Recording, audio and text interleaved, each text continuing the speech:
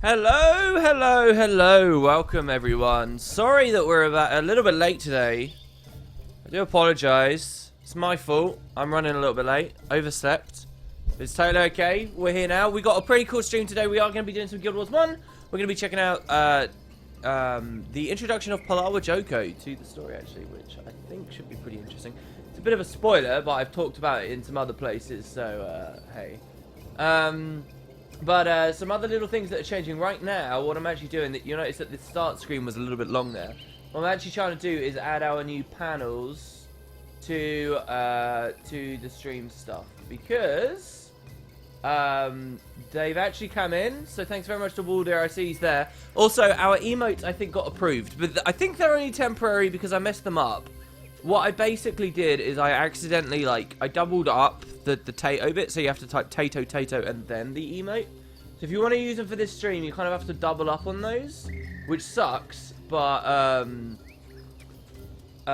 yeah, it will just have to be like that for today. By the time next weekend streams start, it should be resolved. I think that's what's happening anyway. So yeah, we got a hype potato. You guys will see in a second. You're just going to have to refresh the stream in just one moment. I think that should be it, actually. I think that's all of the panels that I've added.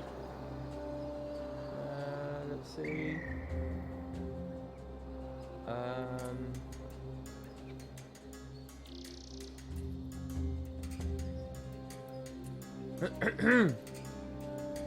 Yeah, I think that's good. I think that's good.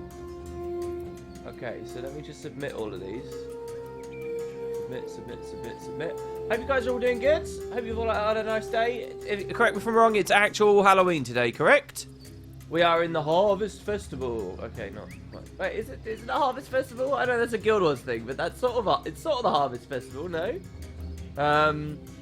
But yeah, just before we start the stream, all right, let me refresh this. Let's see if this works. I think a lot of people are interested in seeing good old Palawa today. That should be cool. Yeah, there we go. Cool, so we got our new banners and things on there, so that's awesome. And you guys can see, so we got a deal with it Tato, we got a crying Tato, we got like a what Tato, like a WTF, we got a wrecked Tato, we got a hype Tato, we got a rant Tato, we got the high horse Tato, and we got the salty Tato. Like, the only one I'm not too sure about the design of is the salt Tato. I would love like an actual salty potato, but I'm not sure whether that would actually go through, like whether people would recognize what it's supposed to be. You're eating your breakfast right now. They may not be potatoes, but we can all dream. That's cool, Jessa. That is cool. But yeah, so the first thing I want to do very quickly, I'm actually streaming and in 2 games at once right now.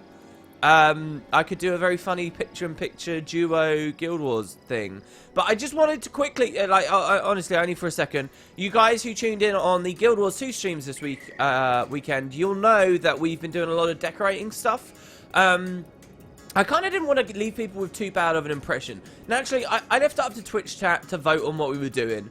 And naturally, someone had already identified what, like, a ridiculous outlier was for the decorations and voted for it quite early. So, the stream, the first time I was doing a scribing stream, and really the last time I was doing a scribing stream before this weekend, it was earlier economics. It was really frustrating as a scribe. It was pretty much horrible. And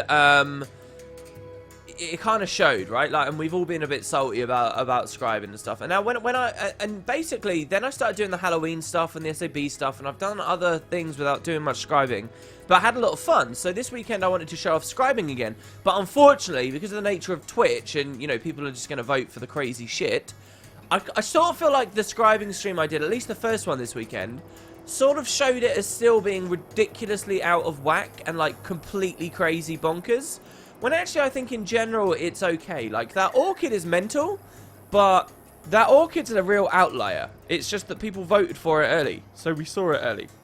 And the thistles are quite mental and quite annoying as a family to do. And the other family that we did, what were they? They're pretty mental too. But I tell you, every single other thing in the plant categories actually not bad. And I just want to be clear with you guys, about an hour after yesterday's stream ended, only about an hour, and I was very casually doing it, about an hour after I ended it, we maxed out the plants. We finished it. If you remember, I ended that stream on about 10 gold. I didn't really spend any more than that. I didn't do anything else. I didn't sell any other prizes or anything like that to get funds. We were there. We just needed to you know, buy a couple of different things and identify what the holes were. We did it, basically. That's what I want to do right here. I just wanted to show you guys that we actually did succeed on that stream, minus 1 hour worth of effort, which I really regret not showing now because I didn't realize we were so close to the end. We did it. We have every single plant in the Spud Club now. All of them. At least one. And some of them we've got like a lot. So we've got over 100 trees, for example. We got a lot of mushrooms. Like, I kind of made a mistake on the streams as well. The mushrooms are some of the most expensive plants out there. And I made loads of them. They're impressive plants. And I'm fans of them, but I made loads of them. But there's other stuff like the paddle fronds. These were really easy. Loads of it was just easy, guys. Easy stuff. So yeah, I just kind of wanted to show that. I just wanted to be clear. You know, we set a goal on those streams. Let's get all the plants. And they sort of ended a little bit limply, I feel, because it sort of felt like it was hard to judge how much progress we'd made. We hadn't got all the plants by the end of the 2 streams, and it was unclear how close we'd even made it. But we'd made it really close. That's what I wanted to show. We'd made it really close, and we got them all. So that's all the plants. So there you go. And what I will try to do is, let's see here. Oh, look. See, we can finally take gold again. We can accept gold again. So, basically, I just got 500 gold from you guys. So, with that 500G, I'm going to try and do it for architecture now. Not on streams. I'm going to just try and do it for architecture. Some of it will be quite hard because of the jade stuff. So, we might get capped there and stored there. But yeah, the architecture we will try. And then I'll try furniture and stuff as well. I doubt I'll do more scribing streams for a little while. I just want you guys to play with the Halloween hall and decorate it and so on. So there you go. That caps out what we were doing before. And that's all I wanted to say, really. Alright, so let's go back to here. Say goodbye to Guild Wars 2. Say hello. As long as it's working. There we go. To Guild Wars 1, baby. Alright, cool. So, I really do want to do picture-in-picture right now. Of both games at once. So, today, guys, the story will proceed. Of course. It's kind of a non-comment from me there. But, if you remember, we voted between Kos and Maloney. We also voted to boot Kos out of the party for General Morgan. Remember that, people? We voted to boot him out. So we're going to do a bit of story with him in the garden. And then we're going to kill him. We're going to kick him. So, and then that'll be like some of the last build changes that we make before we have to sort of enforce our own. So we're at Jenna's Hoard. Jenna's Hoard, a rugged mining camp used by workers in the Vengean mines, which are over here. Jenna's Hoard is nonetheless a booming outpost on payday, when miners flush with their spoils go broke again just as quickly in games of chance and impromptu taverns set up in the shadows of abandoned mining equipment. This is cool. That is a beautiful little description to me. That is kind of like where you'd start a D&D campaign, or where you'd like say one of your characters is from or something. Did you read my theory about Ratassoon getting destroyed in your Guild Wars 2 mail? No, because my mail's clogged. I can't read. If you've sent any mail in the past like 4 or 5 days, I haven't read it. I can't read it yet. Yeah, Kos is going to be... Well, okay, he's not going to die. He's just going to be kicked out of the group. So he may as well be dead in our hearts. Alright. So let's just do a quick recap with this guy here. If you know what's good for you, you will hide with the rest of us. Heroes? Pfft. Well, I suppose that's different. But I'm not risking my neck.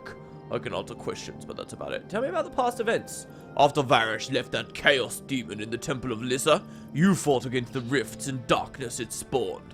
But now, there's another rift. A big one. Opening the Garden of the Saboran. You've got to stop it! Tell me about the current events.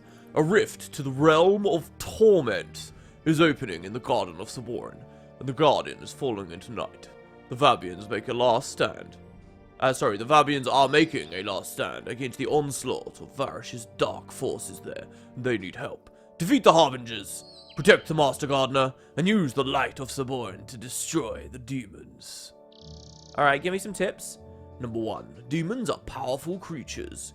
Make sure your party is well balanced with healing, protection, as well as damage. 2. Remember the Resurrection Signet can make a difference between success and failure. That's funny. That's like a random arena's tip. Number 3, if you're having trouble, try rearranging the skills and attributes of your party.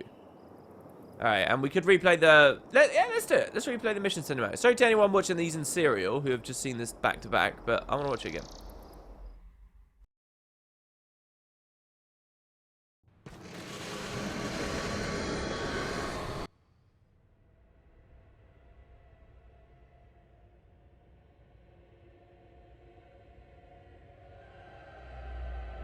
All is lost. We are doomed, I tell you, doomed. We're here to help, old man. This place is lost, I fear. We should worry about Ranjak. There is no help. There is no hope. The world is ending. Nightfall is at hand. Is everything lost then? No, but the corruption is spreading. Soon it will engulf everything. Not if we can stop it.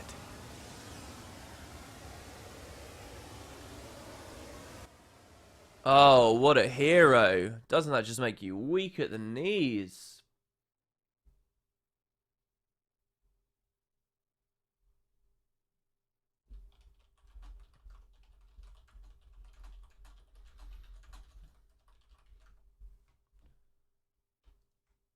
Jesus, these loading screens are really long. I actually noticed that the Guild Wars servers... Sorry, guys, I'm just typing in chat here. This is one of those situations where if I had face cam, it'd probably be easier to tell what the hell's going on.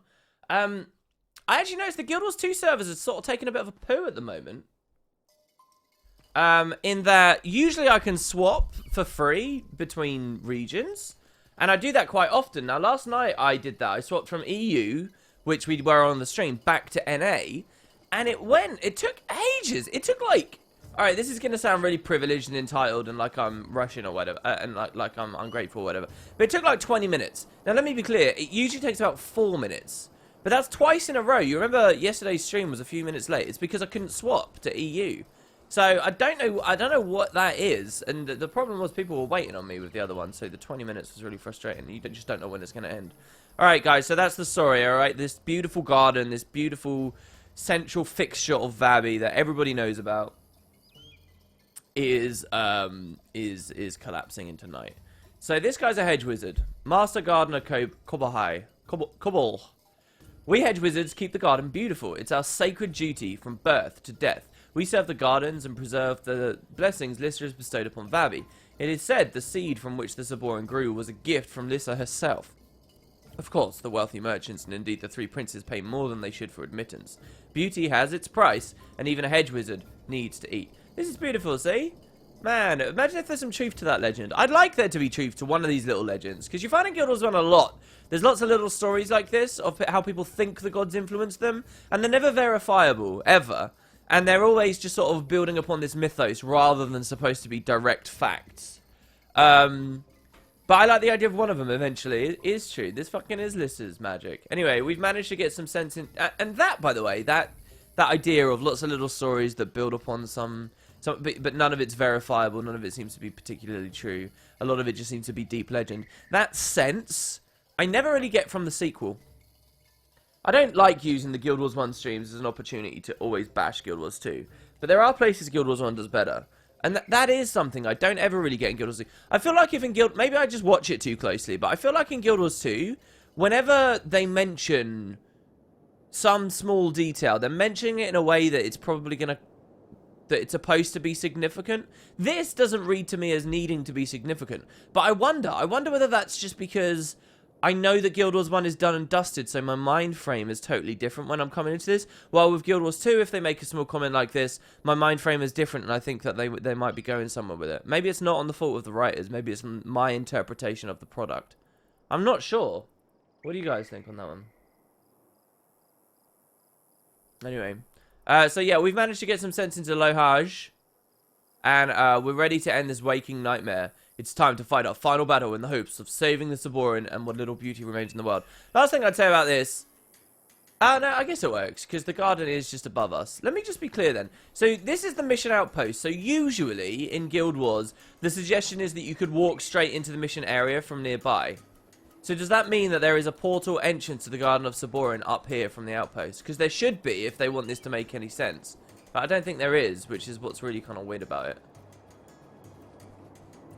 Yeah, there's not. It looks like maybe they could have made one, and on the map there's a suggestion of one, but there's not. See, what I actually think is I think Jenna's Horde could have just been a small outpost. That didn't need to be an outpost at all. If you think about the layout here, you've already got two very close with no combat between them.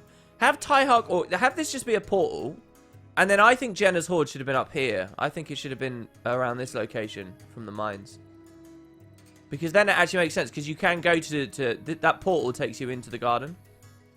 I don't know, maybe that's just me. I think it does. That's not another outpost there, is it? I'm pretty sure that's not an outpost. And the other thing is on the map there, this is just a long path that you never actually get to see. It's just sort of on the map art. But yeah, alright, sorry. I'm diving into nonsense here. So we need to go forward. I'm glad you love the emotes, Flaganti, and anybody else.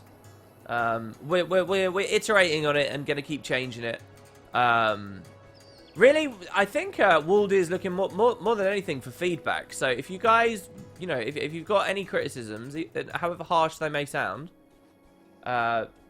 it seems like he can take it. If you've got an emote you'd love to see, like a potato emote or whatever, just something that you think on a wooden potato stream you'd love to spam, say it, because we're in the process of changing them. We are in the process of changing them. If you think one doesn't look quite right, if you've got an idea of the salt potato, like I said a second ago, just tell us. Just tell us. And yeah, the other stuff as well. I'm trying to sort of build a bit of a consistent brand, so we'll see. All right, here we go. So defeat the Harbinger. The Harbinger is connecting the two worlds. It anchors them together. And it's summoning demons that try to destroy the Saborin. Okay? So we need to protect the spirits of Saborin from the onslaught of torment demons. The light of Saborin is the only thing that can harm the Harbingers, and we need to drop it when we are close to them to release its energy, and Horticulturalist Hinian must survive. So this is actually a really cool mission, in my opinion. Let's load out of it. I messed this up. I fucked that up, and I'll explain how I fucked that up in a second. Because I want to talk a little bit more. Look at this long loading screen. It's weird. It takes ages to connect. They must have changed something with their servers. I'm telling you right now, unless it's some weird, you know, hacking thing going on, something has changed with the Guild Wars server infrastructure. Some cost cutting, something. I don't know what it is. This is mental. This is not because I'm on a traditional hard drive or something, which I'm not. I'm on an SSD. This is not because Guild Wars 1 is a difficult game to load. This is because it can't connect. There you go. Look, the connection to the server was lost. Please check my connection. What is this?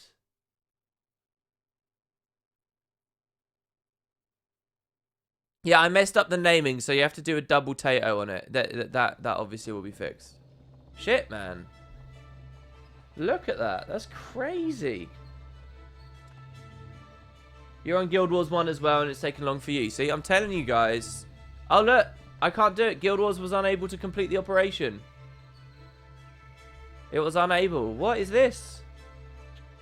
Oh, we're in again. Oh, this is kind of weird, guys. This is kind of tricky.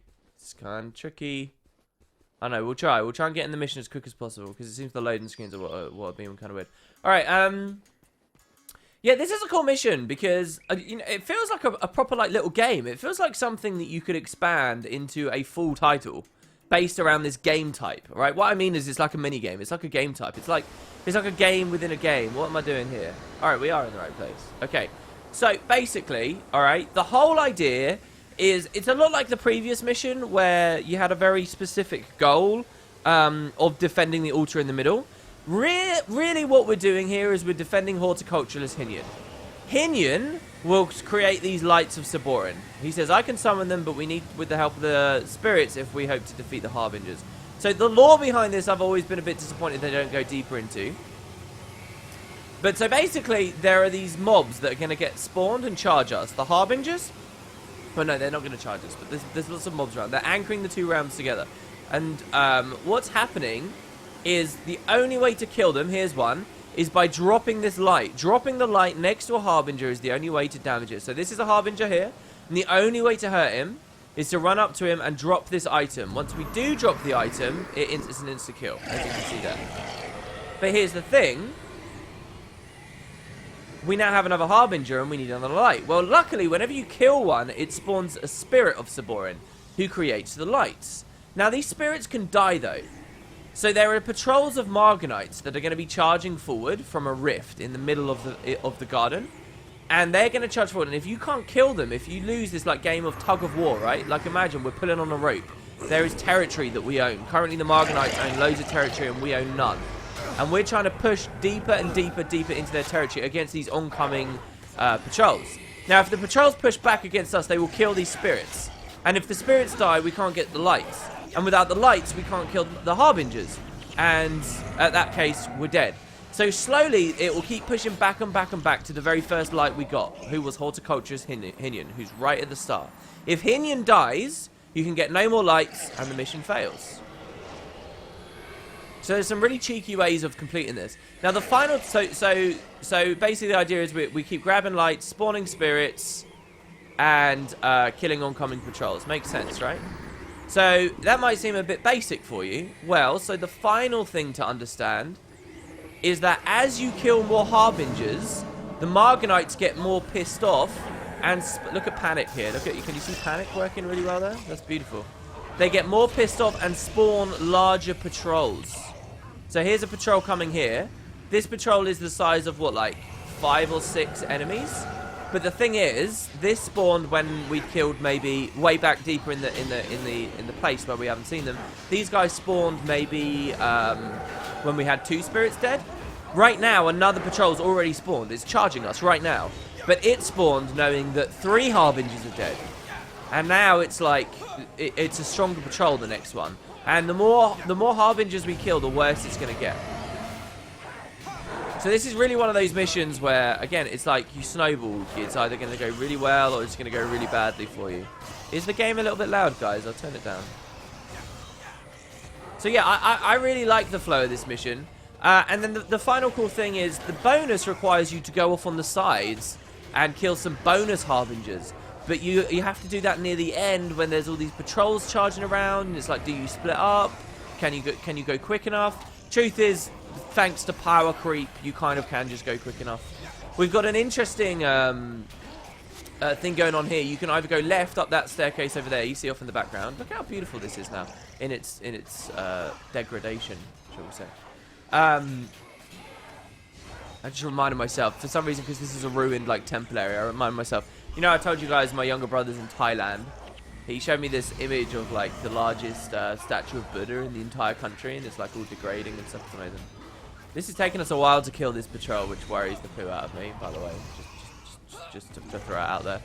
But here we got an interesting thing, because on the left you'll see there's a Harbinger, and also on the right there's a Harbinger.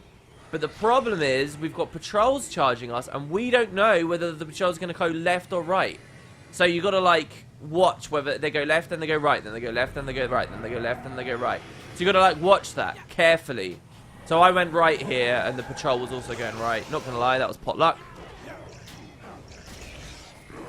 But we got there, so it's fine.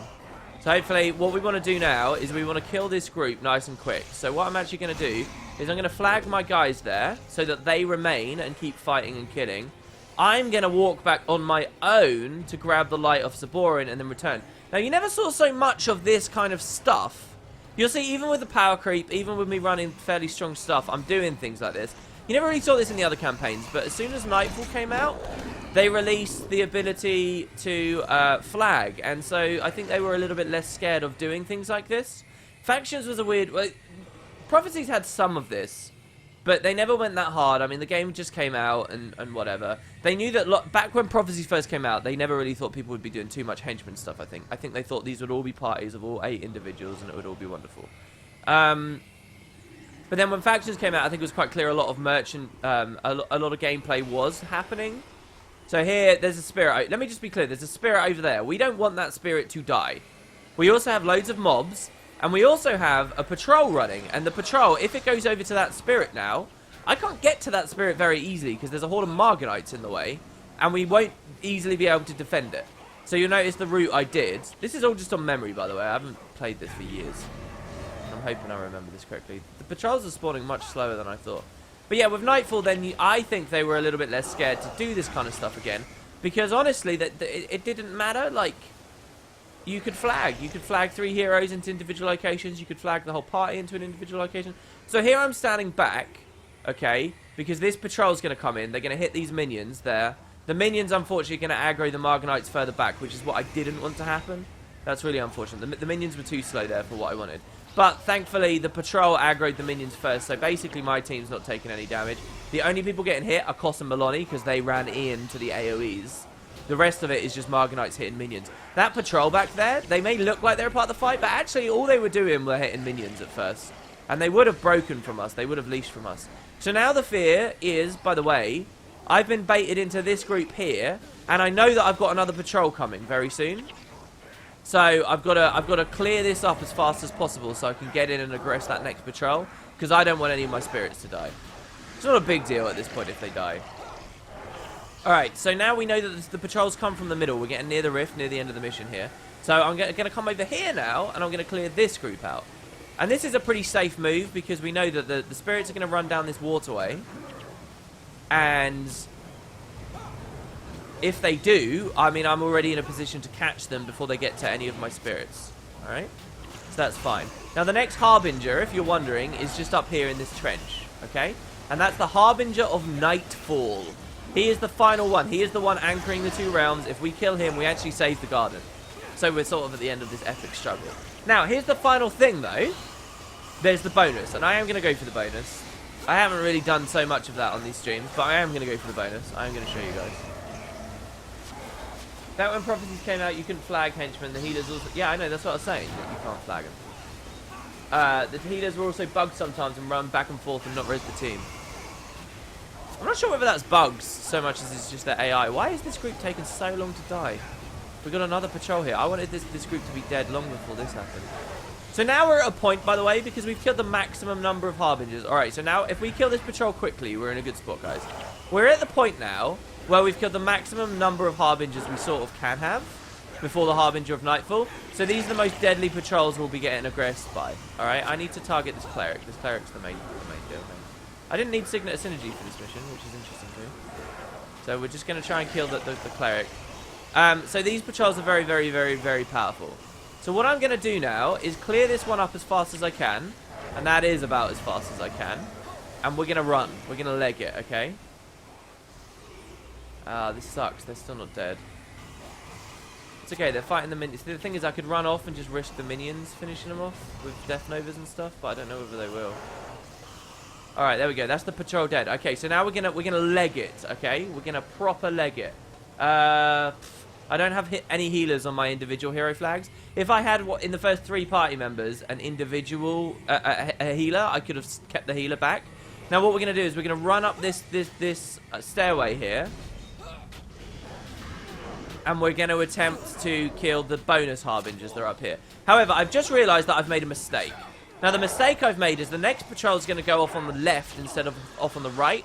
So I'm not going to be able to easily catch it with the spirit. So what I'm actually going to do here is I'm going to kill a couple of these Reapers and Margonites, okay? And then I'm actually going to leave. I'm not going to go for the Harbinger straight away because I don't think I'll have the time to. You will also notice we've caught on with another patrol downstairs. So here I'm going to flag everyone to the bottom of the stairs. You see this Executioner and a couple of these other guys? Here they're all going to get body blocked on the corner, so that's really worrying as well. Alright, so we're actually going to flag down. We're at no risk of dying, so it's okay to do this movement right now. There we've got some extra mobs, but what I'm actually trying to do is move across. Because here you'll notice, okay... Oh, I was wrong. This patrol's coming on the right. Oh, we would have been right. But here, see, we had to come back down because this patrol is here now. Alright, so we had to be careful. You might think that's a bit slow and tedious, but we made a bit of progress. We've killed some more of the Margonites in the far side of the room as well that have aggroed along, and we'll bundle off with these guys. Here we just need to focus on this cleric first. Our damage is really low. Ever since you guys voted Susuke out, and we didn't make Norgu super damage. I mean, don't get me wrong, I really appreciate the build that Norgu has. But since those changes, damage is pretty slow, which is a problem on a mission like this. Should have talked about as a bit of a stinger on the last stream, perhaps. Yeah, flagging is cool. It is a nice little system. Alright, so that's them deads. Now we got this Seer. So there, what we just did is we killed a patrol and then some. Alright? And we did it in pretty good time, and we killed a patrol right near a staircase. So I'm going to go for this Harbinger. This is risky. What I should really be doing is going, oh shit, no. Alright, I fucked it up. I didn't take a light with me. Screw it. What I really should have done is gone to the other staircase anyway. Because at the other staircase, the next patrol's going to go at the next staircase, so I should catch that off.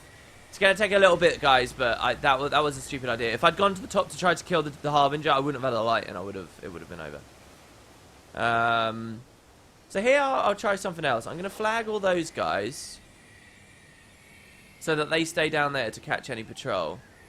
Then what I'm going to do is grab this cleric, and his friends will come with him. You see how his friends are coming too? And what I'm actually going to do is pull them down the stairs to there. And now I'm going to unflag my guys. And they're all fairly well balled up. Panic should hit them pretty hard. We're in a good position to intercept any oncoming patrols. And we should be able to clear this up pretty comfortably. So quite slow. There you go, the patrol's coming. You see that on the minimap right now? Minimap awareness. Who would have thought it? Alright, so we're just going to patrol. We're going to flag everyone back through. You see the strength of the minion monster, by the way.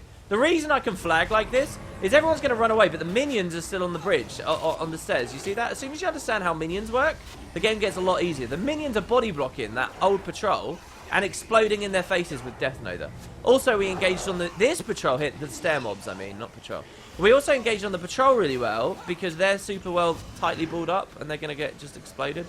As you see, they died really fast. Alright, so this is it. I'm going to go for the light. We're going to deflag. I'm going to press space on these mobs. There you go. That's everything on the stairs dead except this one last Marganite. So what I'm going to do is make everyone fight that. Shit, there is a single mob still alive down there fighting our minions. That's fine, though. I'm going to cheekily run up the stairs. Drop the light. Kill the Harbinger. And nip back down. The bonus Harbingers don't spawn spirits. Now, they could for consistency, and honestly, I think they should for consistency, but they don't because, really, it's not useful to you in terms of the mechanics of the game. Alright, so there you go. And what I just demonstrated there is you do have another tactic. If you're feeling particularly ballsy, or if you're playing with lots of other humans, you can run like a 7-man group, which is more than enough to get through the mission. And you can have your last person be a runner, like someone with Shadow Form or Vow of Silence and, you know, lots of defensive abilities. And they can just run up, bypassing all of the mobs, and drop the light up there without getting attacked. And then they can come back down. And you don't actually have to kill anything. Well, they will get attacked, but they'll be able to shrug it off. And as long as they don't die while they're alone, surrounded by demons, you'll be alright. Okay, so here what you can see I'm doing is I'm waiting for the next patrol, which I was anticipating to come a bit quicker. And then all it's going to take is for me to nip up that staircase, again in the same way. Deal with the Light of Saborin. In fact, shall we... Deal with the Harbinger, I should say. Shall we try something a bit cheeky here? Alright, here, we'll try to speed it up. I'm going to flag everyone together. They've all got panic. They've got minions. They've demonstrated that they're not dying yet. And they're going to stay there. And while they're doing that, alright, they're all going to stay fighting. I'm going to go and do it alone. A hero never fights alone, guys. But I will try. As far as I know, there's like one mob that might attack us up here.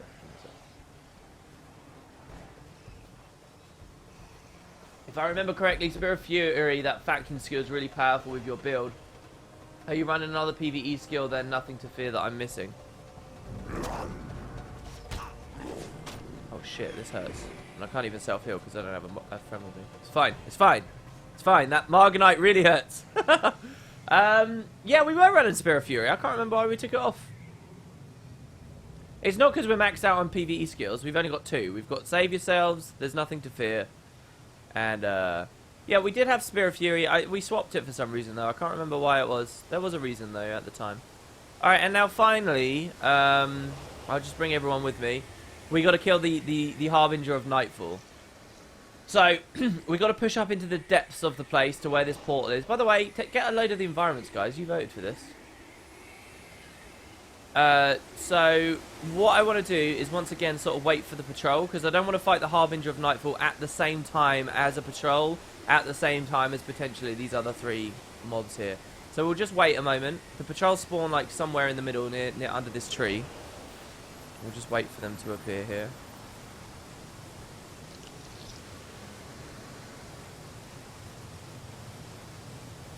My mum just messaged me on Skype. I was like, who's that talking to me? It was my dear mummy. She said, you're set to do not disturb, but hello anyway. I actually rang her like 3 days ago, specifically asking her to ring me back because I needed to talk about an important letter I got. And she just completely forgot. This is the first thing she said. Jesus. Yeah, there was a reason, but there's a reason you also have smiting monks. Was it just the people voted? Was that it? So here I'm just letting them clear up the patrol, and now we're going to aggro the Harbinger of Nightfall. Now, if I remember correctly, this guy actually takes 3 lights to kill. So there's 1. Or he takes 1 and then it makes him vulnerable. No, he takes 3 lights to kill. So again, just flagging everyone here. Again, like a running build is quite cool. You'll notice that that guy was just doing an animation over here. That's because when you drop the light, they spawn a new one. They don't all just spawn loads waiting for you. He won't spawn one until you drop the previous. So you can't just create infinite. And like have all 8 party members carry them up or whatever. Tell your ancestors you were defeated by Kos. I'm not sure whether there's another light I could get that's a bit closer. Alright, so what's going to happen here is the next patrol's probably going to spawn while we're fighting the Harbinger. But what you'll also notice is the Harbinger's just been forced back by minions and no one's doing anything. You see that? Master of Whispers is the only person doing anything, and it's because he's doing stuff with his minions. Basically, Master of Whispers is soloing that demon from the Realm of Torment right now. How very in keeping with his order. But as I drop this last one, probably the other patrol's going to spawn, and then they'll fight, and it'll be fine. You cannot do not disturb your mother. I can. Stream more important. Is there any lore behind it giving you the lights? No. It's just sort of tacked on there. Like I said earlier, I regret that there's not more. And there you go, guys. That is the completion of Kos's mission. Right as the friggin' group spawns. Jesus.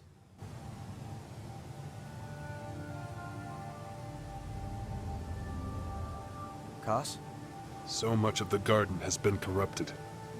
More would have been lost had we not been here. How is Milani? Better. The visions seem to have passed. We had to come here. It was a real threat. You have to think things through to realize what's important. I understand. And I think Milani understands as well. Milani. She's just so... frustrating. Agreed. But sometimes you have to think things through to realize what's important. Or who's important. I suppose you're right. You think we should talk? Her and I? Yes. And you will. When the time is right. For my sake, I hope that time is soon. Alright, listen. One of the reasons we were doing night... Oh, God, it's still going. Wait.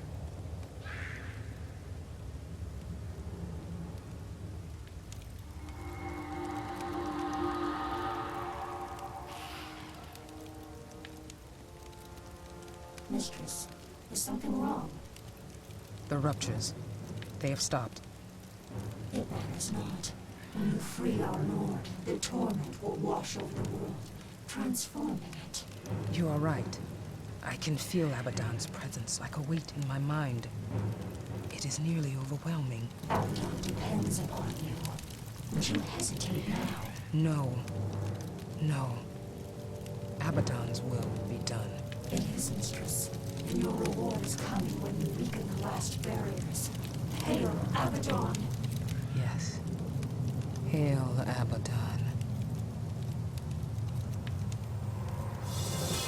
What did I fuck up? Wait, no, that is the full thing, right? No, that's not. What did I mess up? I messed something up. Was it that you had to do it quickly as well or something? Did I miss one of them? When did I mess up? Jesus, I can't remember. We did go pretty slow, I guess. Anyway, look. One, yeah, Kos clearly knows that he's getting booted. That's why we're talking about who's important. Alright, so listen. One thing about the series is, well, one facet of it has always been, I kind of want to reassess how well it told the story. You know, whether it's just nostalgic or was. And I got to say, the moment to moment, the voice acting, the little cutscenes, they're really not that good. Even in Nightfall, they're not that good. I'm still impressed with Nightfall. I'm impressed with its direction, with its pacing, with its scope, with the way that it builds on itself in so many facets. How the enemies get stronger, how the environments get more deadly, how, you know, all these factors, how you slowly build your group up.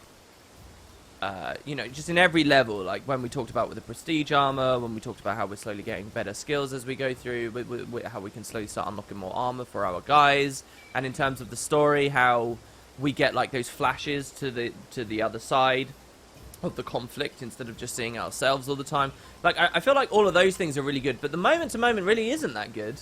And you really can see, like in Living World, like the characters or not, like the direction or not, like the pacing or not, and all those kind of broader scope things, the moment to moment is a lot better. But yeah, alright, so anyway, here we go. Let's talk to Zerai the Learner. Oh, wait. Big moment. Let me just say something. Oh, no, never mind. Nobody ever dedicated anything for Kos. Well, we can salvage his crap off. Let's do that. Kos, you're not allowed this rune of Major Vigor anymore. And neither are you allowed... Oh, that's all we gave you.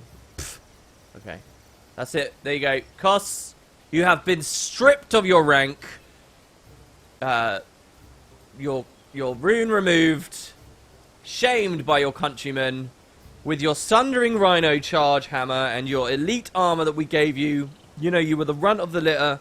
We gave you some better armor, hoping that it would allow you to shine, and you just haven't. You are one of the lowest damage members of our group. You are a constant disappointment to yourself and Maloney. You made some vaguely sexist remark there that Maloney just can't think right. She's just not rational. She's too emotional. You, my friend, are the weakest link. Get the fuck out. We're done. Alright, welcome General Morgan. Hi, how's it going, man? What's up? Do you want a rune of vigor? Here you go. That'll be really nice on your corn and radiant there. And I like your armor. Oh, this is a very nice spear. It requires 8. Very close to max. Very close. Well, listen, buddy. I am also a paragon, and somebody kind of gave me a shield once upon a time. So how about I hook you up? Actually, I'm not going to hook you up with that. Yes, I am. I'm going to hook you up with that. That's fine. So there you go. You can have that. And then we'll see how you do, shall we? So it's voting time, guys. Kos will remember that. So here we go. It's voting time. This is Morgan's default build. He has Leader's Comfort. He has Never Surrender, which is actually a pretty good skill. He has Find Their Weakness, which is also, like, if it was 5 energy, I'd see this. This would probably see some play. But, if this was 5 energy and, like, a 5-second cooldown, this would probably see play. That would be a really fun skill. Oh, no, it also inflicts a deep wound. I don't know. Maybe that is more appropriate. I don't know. He's got a barbed spear and a blazing spear. This is all poo, okay? He's as generic as you can get him, alright? You, my friend, watching on twitch.tv, have the power. You can change what Kos runs, okay? So, just for reference as well, I've been running, like, motivation and not command. It's pretty much a guarantee that he'll be running spear mastery. But your choice is... So this is a little bit different. We've turned this on his head. Usually we give the primary attribute as a given. We're not going to do that this time. We're going to give his weapon attribute a given. He's going to be spear. He's going to have a spear. Alright. Alright, or we'll add one more thing. Okay, so he's going to be spear. So you're going to vote for command, motivation, or leadership. And he'll have a splash of leadership, no doubt. But what I mean when I say you vote for leadership is if you pick leadership, you're gonna pick leadership elites, and you're gonna pick from that kind of stuff, alright? Because there's quite a large selection. Or finally, there's gonna be a hidden option number 4, so it'll be command, motivation, leadership, or we can try to make him like an axe, blazing fury type guy, which will be weird and I've never really built, and it might make him terrible. Or it might make him really good. So we'll see, alright? So General Morgan. What do you do?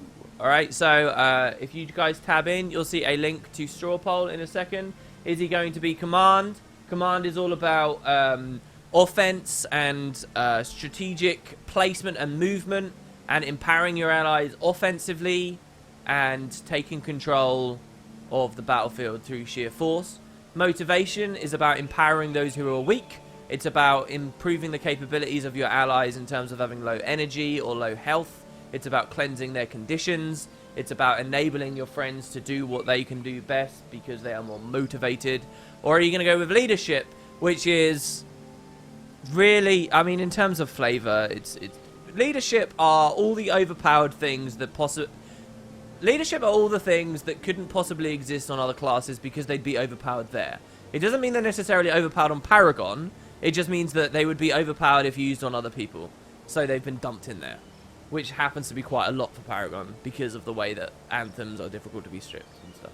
So yeah. Or finally, do you want to go for Paragon/Warrior? Sorry, Paragon/Ellie. And you give him Conjure Fire. Is that it? Is that it? You give him No, I don't think that is it. That's not it. You don't give him a Conjure. I think it's Paragon/Warrior, and you go like Axe Mastery, and you make... I'm sure the AI would be terrible at that. So, I don't know. We'll try it, though. We'll have some fun. We'll try it. Warrior weird thing. And basically what he would do, let me sell it to you for a second, is he puts Burning Refrain on himself, or we put it on him, and then he keeps using Go for the Eyes, and every time that shout ends, it spams burning to everyone around him, and spams burning, and spams burning, and burning, and burning, and burning, and burning, and burning. And then you can use stuff like They're on Fire, and so on. So yeah, there you go. Command, Motivation, Leadership, or Warrior Weird Thing. There's your vote, guys. Oh, I need a fiery prefix for it to work. Oh, dear. Well, if we can't get one, then we'll just go... If that becomes the top option, and we can't get one, I'll just go for the second option. In the meantime, while you guys vote on that, we're going to push the story a little bit further. So here we go. Is Zero the learner? I've mastered knowledge from every school of thought, but the mysterious nature of women still eludes me. Run, Jock, in danger. So, what they actually allow us to do here is...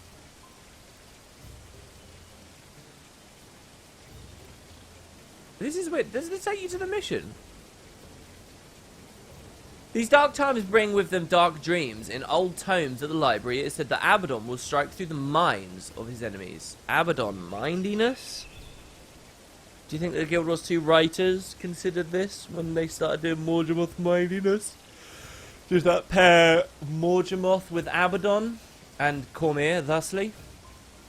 The more passionate the soul, the easier the target. If Maloney's dreams are real, then her village is indeed in danger. The only way to know for certain is to travel to the Marga coast. Perhaps Elder Jonah can shed some light on these dark dreams. You must make the choice. Go to Rongjok in Corner or help us Vabians with the Garden of Saborin.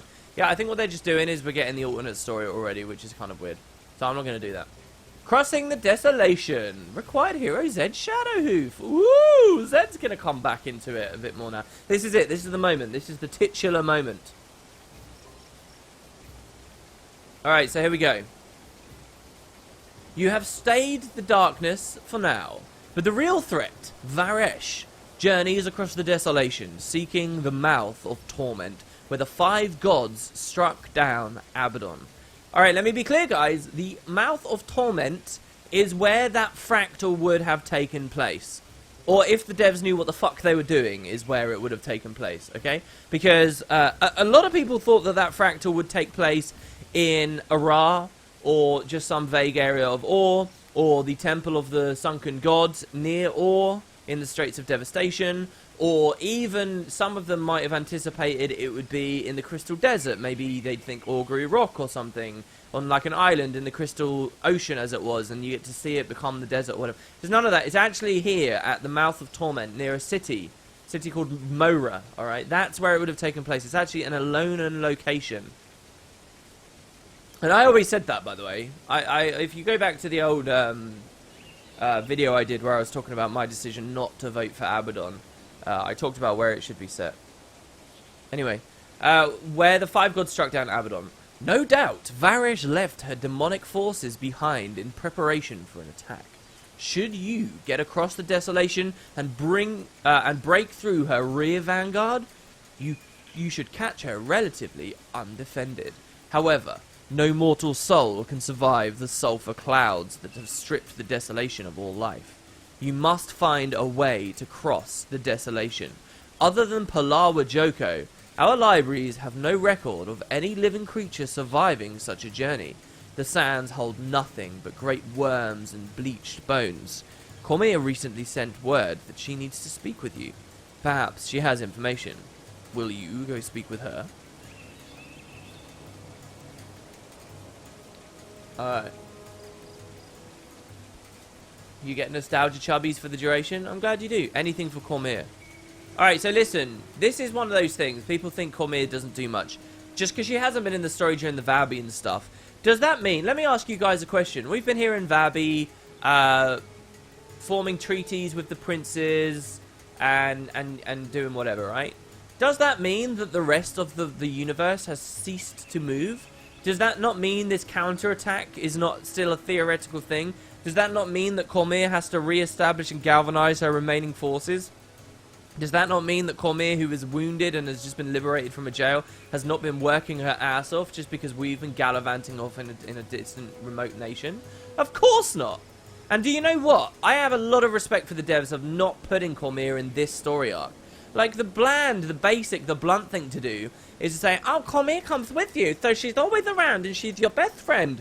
But that's like stupid. It's not realistic that she's like a wartime leader of the spear marshal of the Sun Spears. She is their spear marshal. It wouldn't make sense for her to hang around. That would have been a cop out, right?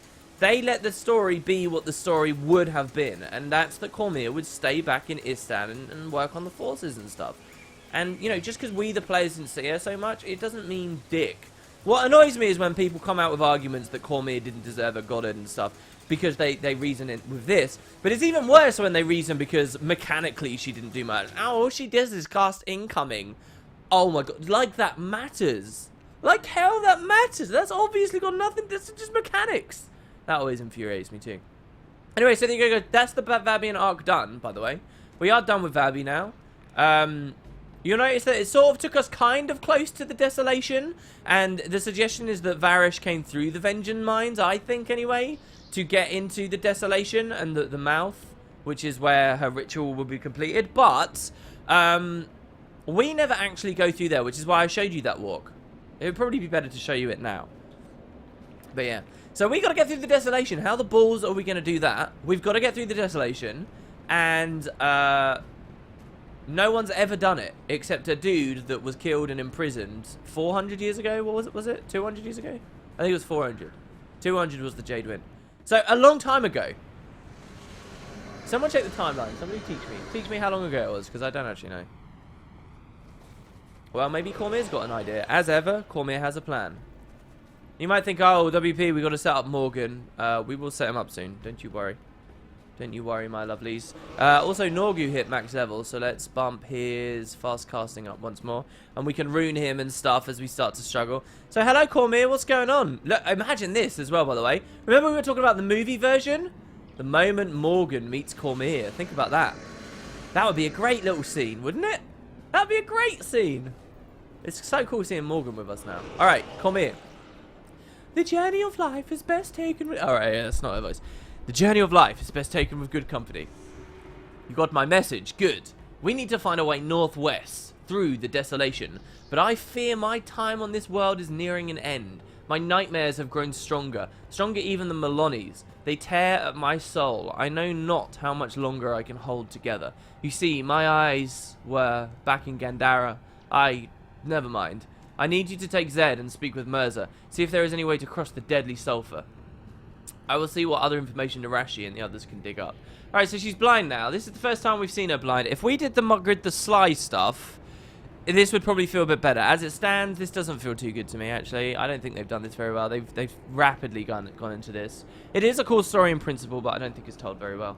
But yeah, so she's having nightmares too. Worse than Maloney's nightmares. Which, by the way, would have been vindicated as something very serious if we'd picked her option before. So yeah, we got that. Dancora also has a quest for us. Building the command post, if you remember. So we've got 2 more. You can't just run off without a plan. He says the tools of war. We need better weapons if we're going to make a difference, but they won't just drop out of thin air. Well, usually not. We need some weaponsmiths. Sounds like we need a plan, eh? Well, lucky for us, I've got one. So, of course, we'll use one of Koss's contacts. It seems he knows just about everyone. In this case, there's a local boy named Avad who gave us some particularly useful information. Apparently, the Cornans have brought in more centaurs to replace the ones we freed. 2 of those centaurs are especially talented weaponsmiths and being put to work crafting weapons for the Cornan army. What do you say we free these centaurs and see if we can't convince them to make weapons for our side? Best plan ever, I'm in. That is a weird way. That reminds me of their live stream somehow, the way that they've got that written. The Guild Wars 2 live streams. Yeah, that would have unlocked actually after we did the previous quest a while ago. And then we've also got eavesdropping. We need to collect information before we make any moves, else we risk discovery. Venture out and see if we can see what we can stir up. Talk to that one centaur for starters. Once we've prepared ourselves, we can plot our next objective. Can you handle it? So these are just little side quests here for building the base that we sort of skipped on the stream. If you watch my Let's Play, I go into this way more comprehensively and when it makes sense. So here's Zed. Humans, they always think the world turns on their shoulders. The Centaur people know secrets you cannot fathom. Our warriors blaze through battles like fire on the dry plain. We read that before. Ha, so Dunkoro wants information. Ever heard that saying about teaching a two legs to fish? Rather than give you what you need, I will tell you how to get it. The corners are loud, garrulous folk. I've never heard that word in my life, garrulous. Well, I clearly have. Probably in the Let's Play, you can hear me 4 years ago remarking that I've never heard of that word. And I just did it again now. Oh, how far I've come as a person, eh? The key to extracting intelligence from their kind is to stay within earshot, but out of sight. The guards jabber away as they make their rounds through the Jahai Bluffs. Follow them closely, but don't reveal your presence. Well, the last time we tried to do a quest like that, we sucked ass at it, so I'm really not going to try that. Let's do Crossing the Desolation instead. Let's move on to... Alright, we'll check... Well, once we're done with this quest, we will check how Morgan's vote has gone. Chirai also is about 200 years before present. Really? That's also 200 years. So the Jade Wind and Chirai happened around the same time. That's a bit weird. I thought that they'd spaced them out.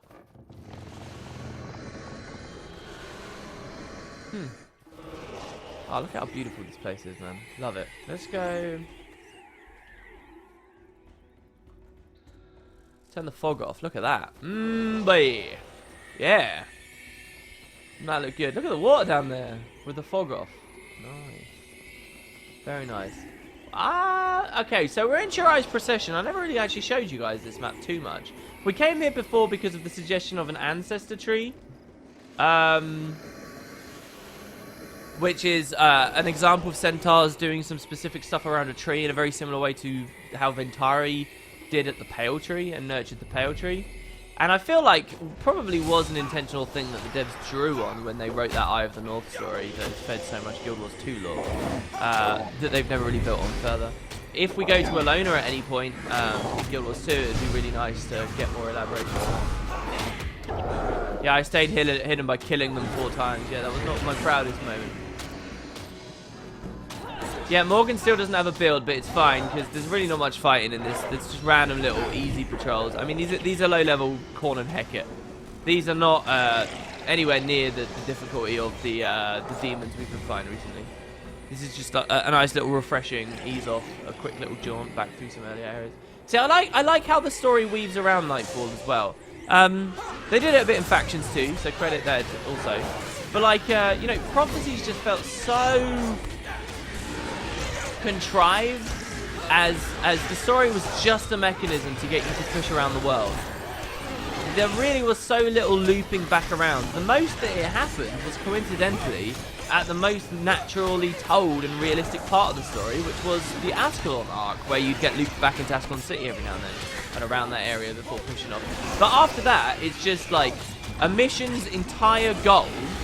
Alright, so there's lots of monks here, like lots. There's 3 monks and the monk boss. Let's kill the smaller monks first, because they're more squishy. So we'll kill that one, and then we'll kill this one. And we'll get a couple of minions out of them, which is a bit more pressure. Look at how low our damage is. I mean, this is a particularly tanky group of enemies we're fighting still. It was just, you just knew. You were never going to go somewhere you'd already been. The idea that you'd go back to the Crystal Desert after the Southern Shiver Peaks, but before the Fire Island chain. The idea that while you're at the Southern Shiver Peaks, you'd return to the Henge of Denrathi. The idea that there'd be a second... I mean, there's a little bit of looping back into Kryta. A little bit. With Riverside Province and Sanctum K.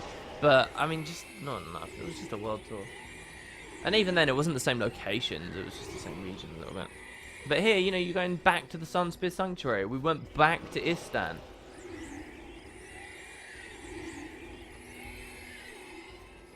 The thing I'm a little worried about is Morgan getting traded for cost isn't necessarily a damage boost. I just want him to have a good build. Alright, here we go. So here's Mirza, the centaur we met from before. We got a bunch of Cornons threatening them. Mirza, Veld Runner. Look at that, we did loads of damage.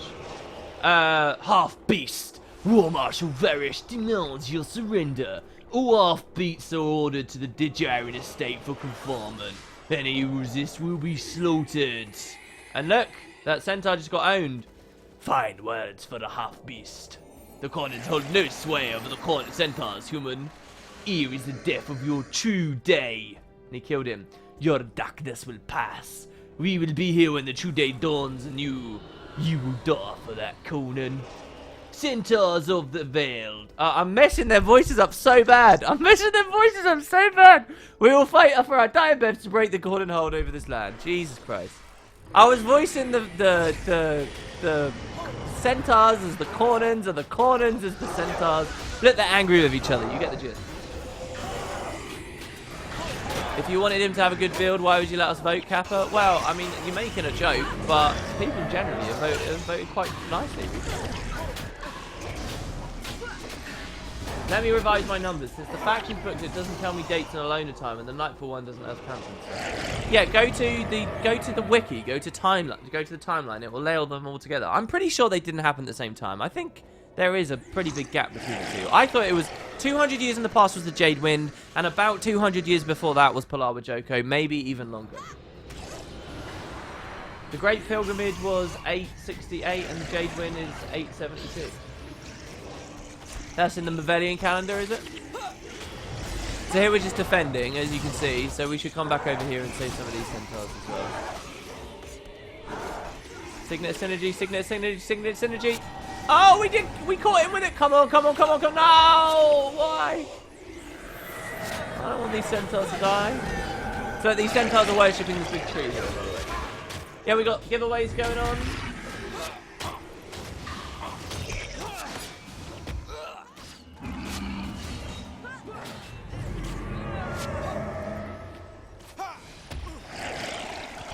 That is interesting. I could have sworn they were further apart.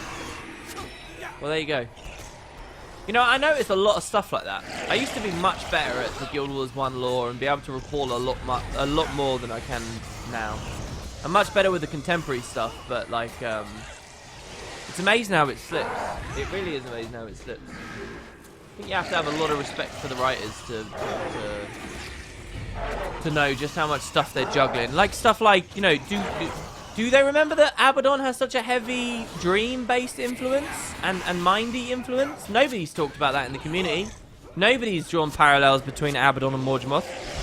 And to be honest, if before this stream someone had left me a comment, like on the Super Q&A or something over on Patreon, if someone left me a comment saying, hey WP, do you think that Abaddon is linked to Morgemoth because they're both mindy? I would have dismissed it straight away. I wouldn't have given it credit. I would have gone on about, oh, everybody says stuff like this, but it doesn't work, blah, blah, blah. I would have given a very generic answer. But I think that would have been wrong with me, because honestly, I don't think we can let Mirza die. I think if Mirza dies, we're fucked. So let's focus here, guys. Let's focus on keeping Mirza up. Come on, give him, save yourself. Is that allies or just... or party members? I can't remember. It's party members, isn't it? Yeah, it's just party members. Well, we healed him just about. The heals are really floppy right now. This is actually not a particular... We're basically 7-manning this because I didn't give Morgan his build. I didn't think that this was the quest we were doing. I just want to be clear about this. I thought we were doing a different one. In fact, I'm pretty sure we're doing 2 quests at once right now, are we? I think this is a different quest we've just started. Most people draw parallels with Abaddon and Steve. There is the dream thing though, and there is the nightmare thing. And dream and nightmare is a big theme with the Sylvari too. You know, I honestly wouldn't mind if the devs went with that angle. See in this in Nightfall right now? I wouldn't mind if they went on that angle. Alright, there we go. So we've saved the centaurs around this ancestor tree. Here you go. Yeah, look, there's 2. Alright. So, we centaurs are proud and foolish. We were too busy fighting each other to realise we've been targeted. We have already read that. Crossing the desolation. The desolation? It is death to step within itself for haze, for man and runner alike. Nothing can pass through. Our people know better, but there was an ancient, undead king. Perhaps you have heard of him. Palawa Joko. He enslaved our people to serve the undead ranks in his born palace. It is rumored that he even tamed the great worms beneath the sulphurous race to do his bidding. Meet me in the desolation, and I will show you. Alright, and then we got another thing. Well, how long's the stream been going on? Yeah, we got loads of time. Alright. Human, you smell, to my surprise, of light and honor. The Conans reek of darkness and the evil. If you would stand against this darkness, stand with us now. Varesh has sent a full company from the Dejaran estate in reprisal for our actions. If we survive, my people will feast on Conan flesh for months. This time, we hold no ultimatum over your heads.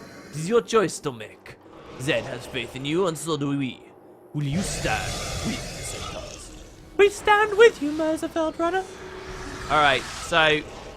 Alright, and we just finished another one. That should keep them at bay for some time and feed my people for even longer. Marish will undoubtedly conscript more locals to compensate. The darkness will spread even now. I can feel it in the air, earth, water. Something has changed. Our people like yours know this legendary Nightfall. Strange times are indeed upon us. But now you are not merely human. You are part of the pride. I will teach you some of the old ways of my people. Some skills that will perhaps come in handy. First, please accept this token of our gratitude. And another quest. I think we're about to get attacked, aren't we? I think the Cornans are coming, which is why I spammed through that. Do you sense it, Pride Mate? Of course not. How can the two-leggeds know of such things? Strange stories about the plants in the surrounding regions are pouring in every day. I feel vile corruption spreading throughout the land, upsetting the balance of nature. It would not surprise me if the Cornans somehow if the Cornans are somehow linked to this. If you humans truly are allies, then you will help us learn more about these incidents. Speak with Yera Swiftsight and in the Sunward Marches. He is one of our best scouts, and he will lead you in the right direction. May the spirits of the Ancestor Tree be with you. Alright, and that's a bushel of trouble. Okay, are we about to get attacked here? Let me check here.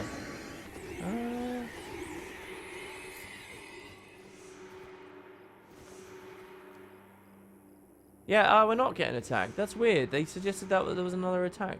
So anyway, you can do loads to help the Centaurs. Again, guys, the Nightfall Let's Play. Go to it. Check it out.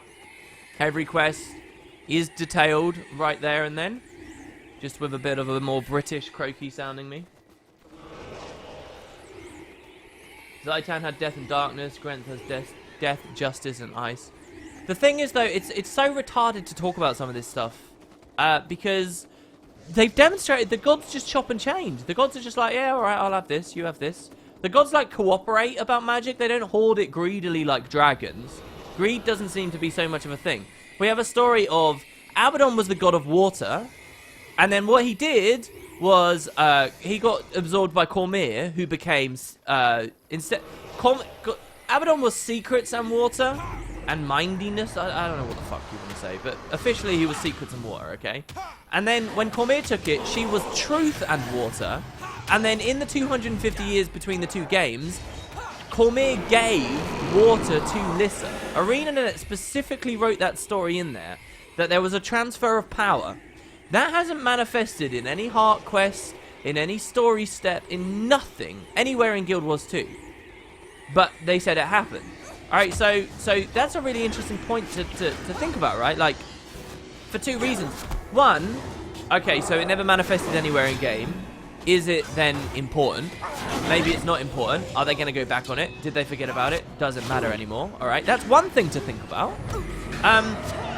But the second thing to think about is you can turn it on its head, actually. Well, hold on. They went out of their way to tell us about this transfer of water from Cormyr into Lyssa's hands, and it's still not manifested, but they went out of their way to tell us that.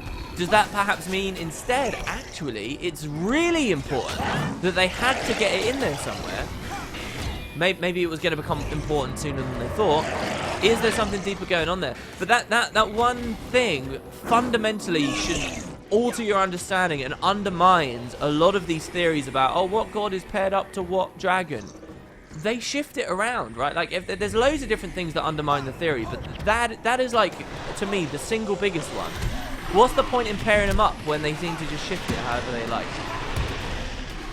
And yeah, like I've started to come onto since I did the Bloodstone Madness video, and I've started thinking about, you know, this magic corruption and this idea of dragons as being greedy, and that's the trope, and that's the theme. I've started to come around to that idea. Maybe the difference is the gods and the dragons are the same, it's just one is greedy, one is not. just as Benji is in that there as well. Okay, didn't the devs say in Guild Wars 2 there are no magic types like in Guild Wars 1, but later on we learned there was something like... No.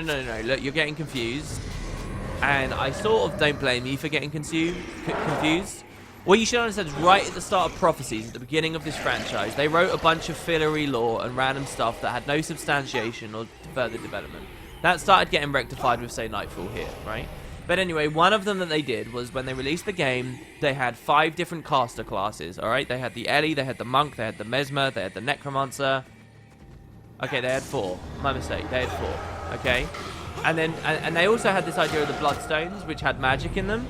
And so they tried to pair, like, the lore with the professions in a way that worked originally, but as they added more professions in, and as they started expanding more on the gods and stuff, this just sort of wasn't, it didn't make much sense anymore. But initially what they did was they kind of suggested that, you know, one of the Bloodstones was about destruction magic. And it was the destruction magic one that elementalists were tapping into. And one was about preservation magic.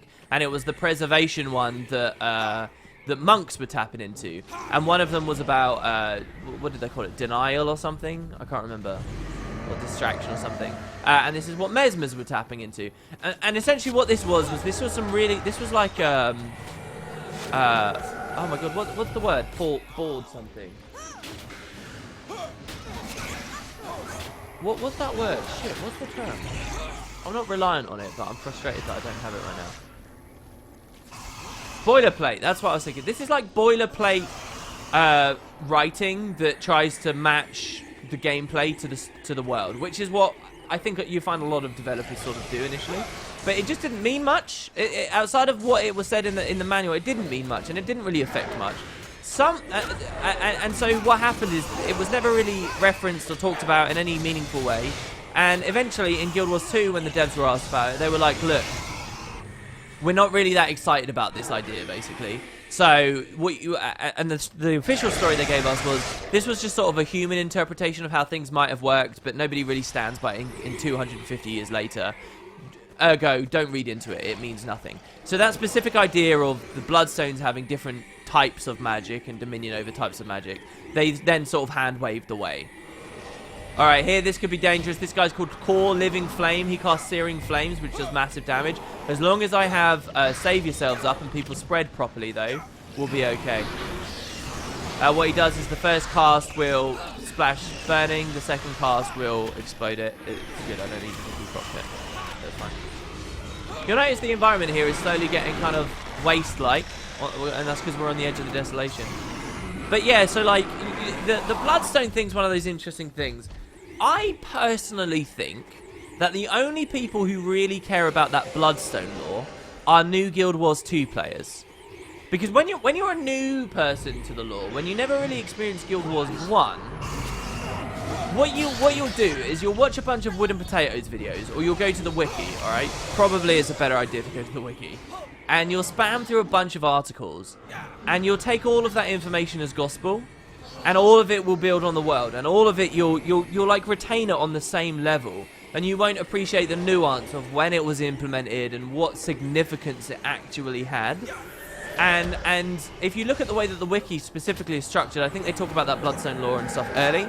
And so I think that what it creates is this false perspective for new people coming to the lore who start doing their research about it. It creates this false perspective that the Bloodstone thing was somehow more important than it actually was. That Bloodstone, different schools of magic are based on different things, is maybe talked about by 1 or 2 NPCs game-wide, franchise-wide. And it only exists in that little bit of text. It really didn't mean much. To me, it's not too many notches above, especially with the dev comments in hand, of the hand-waving of it. It's not too many echelons away from, you know, the manual suggestion that Rurik had a brother, okay? Like, they suggested that there was more than one prince in those manuals as well. Also never touched on, never anything happened with it. But you don't sort of hear people talk about that so much because that's not so prevalently placed on the wiki. I'm not putting all the blame on the wiki, but you get what I mean? Like, I feel like people who just come in, they see this information and it gets like this inflated sense of importance when it really shouldn't have it. You know, I personally, if you put me in a discussion about lore, I would and I was able to talk about it. I had the energy, I had the throat to talk about it for 72 hours straight on all my favorite things about the lore, all the significant things about lore. If you asked me to sum up all the lore, I probably wouldn't talk about that. And in fact, if you look at my lore series, I'm pretty sure I didn't really talk about that. And whenever I've talked about the Bloodstones on the channel, I've never really talked about that. It's just not, like, it's not such an important thing. But people get tripped up by it. And they get tripped up so badly. I get a comment like this on a stream where someone says, oh, you know, someone's confusing it with the very real... Because on the other hand, right, that's the Bloodstone thing, which we can just sort of dismiss. On the other hand... there's a very real idea of different types of magic, which the living world is going into, and how dragons have dominion over different types, and like that's very real. That's very important for the story. That's center stage, and we're in a situation now where people are actually confusing the two and thinking that they're connected, when in my opinion they're not. Now, ArenaNet do have an opportunity to maybe shoehorn that in a bit, but look at like Arar Path 4, right? Arar Path 4 is much more contemporary information. You should always take the contemporary information. There are some pretty prevalent people on the lore forums and who like to speculate about lore on Reddit and stuff, and they will dismiss obvious tells and obvious directions that the story is going in, and clear intention by the devs, because there's some old ass fucking thing in a manual or something ages ago that's clearly forgotten, it isn't important, but they're saying, oh, this is here so clearly it doesn't work, and they'll like jerk off, like they won't have thought of it themselves, and they'll take these stupid little nuggets of information from years ago to try and undermine what is quite clearly an obviously smart speculation, right? I see it all the time, and it really upsets me. I see a lot of people get fucking shoehorned away. I never post myself, by the way. I'm talking about anyone that ever shut me down. But that kind of thing annoys me, and God, I completely forgot what I was going on about there. I completely forgot. Oh yeah, no, I was talking about RP4, right? Like, my stance on this is you should always take the most contemporary lore, right? RP4 trumps random comment in manuals about bloodstones having very specific types of magic within them. RP4 states that the gods infused Zaitan's magic and essence into the single large bloodstone before it was broken up. Which means that in all of the bloodstones established by Guild Wars 2 is the same type of magic. Zaitan's magic. Magic that came from him, deathiness, shadowiness, whatever, was in all of them. That immediately, that very explicitly undermines the idea that was set up in the early manuals that each one has an individual type. Right there in a RP4. That is the contemporary information. That is what you go with. And it is a little bit retconny, but I also find the answer that, oh, it's because this was just a human interpretation sufficient enough. Because again, it's just explaining away something that was quite minor. Alright, I got on a real rant about that. Hopefully you guys enjoyed the trip. This is one of my favourite moments of the story, by the way. That's not a mission. I love Chirai's procession. I think it's so beautiful. I love the name of the map, especially in keeping with the lore. Because you see that you got the Fortress of Jahai here, which we know is where Chirai defeated Palawa. Chirai's procession is years later after he was lauded a hero, and he was... This is my favourite part of this story. And he'd saved the world, and he wanted more. He lusted for power, and he took tons of his countrymen north, seeking the Crystal Desert and Ascension. This was his procession with his people up here. And the name always just makes me... It makes me think of this, like, epic... Like this would be a month-long journey, realistically, or something.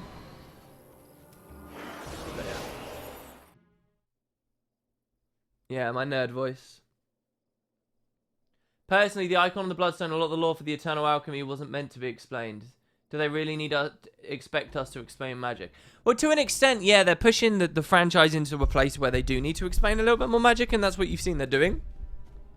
Obviously, it's wrong to expect science behind it, but to expect a unifying set of rules that explain the way it works and its limitations, I don't think is too much to ask of the devs. And with the way that they've set up that magic consumption is so integral to the motivations of our antagonists, you kind of have to go deeper into it. The gods are basically like unpaid government workers in charge of managing the mists. As Tyria split into more and more worlds, they could focus less on each, so they had to leave, and their power is spread thin among all.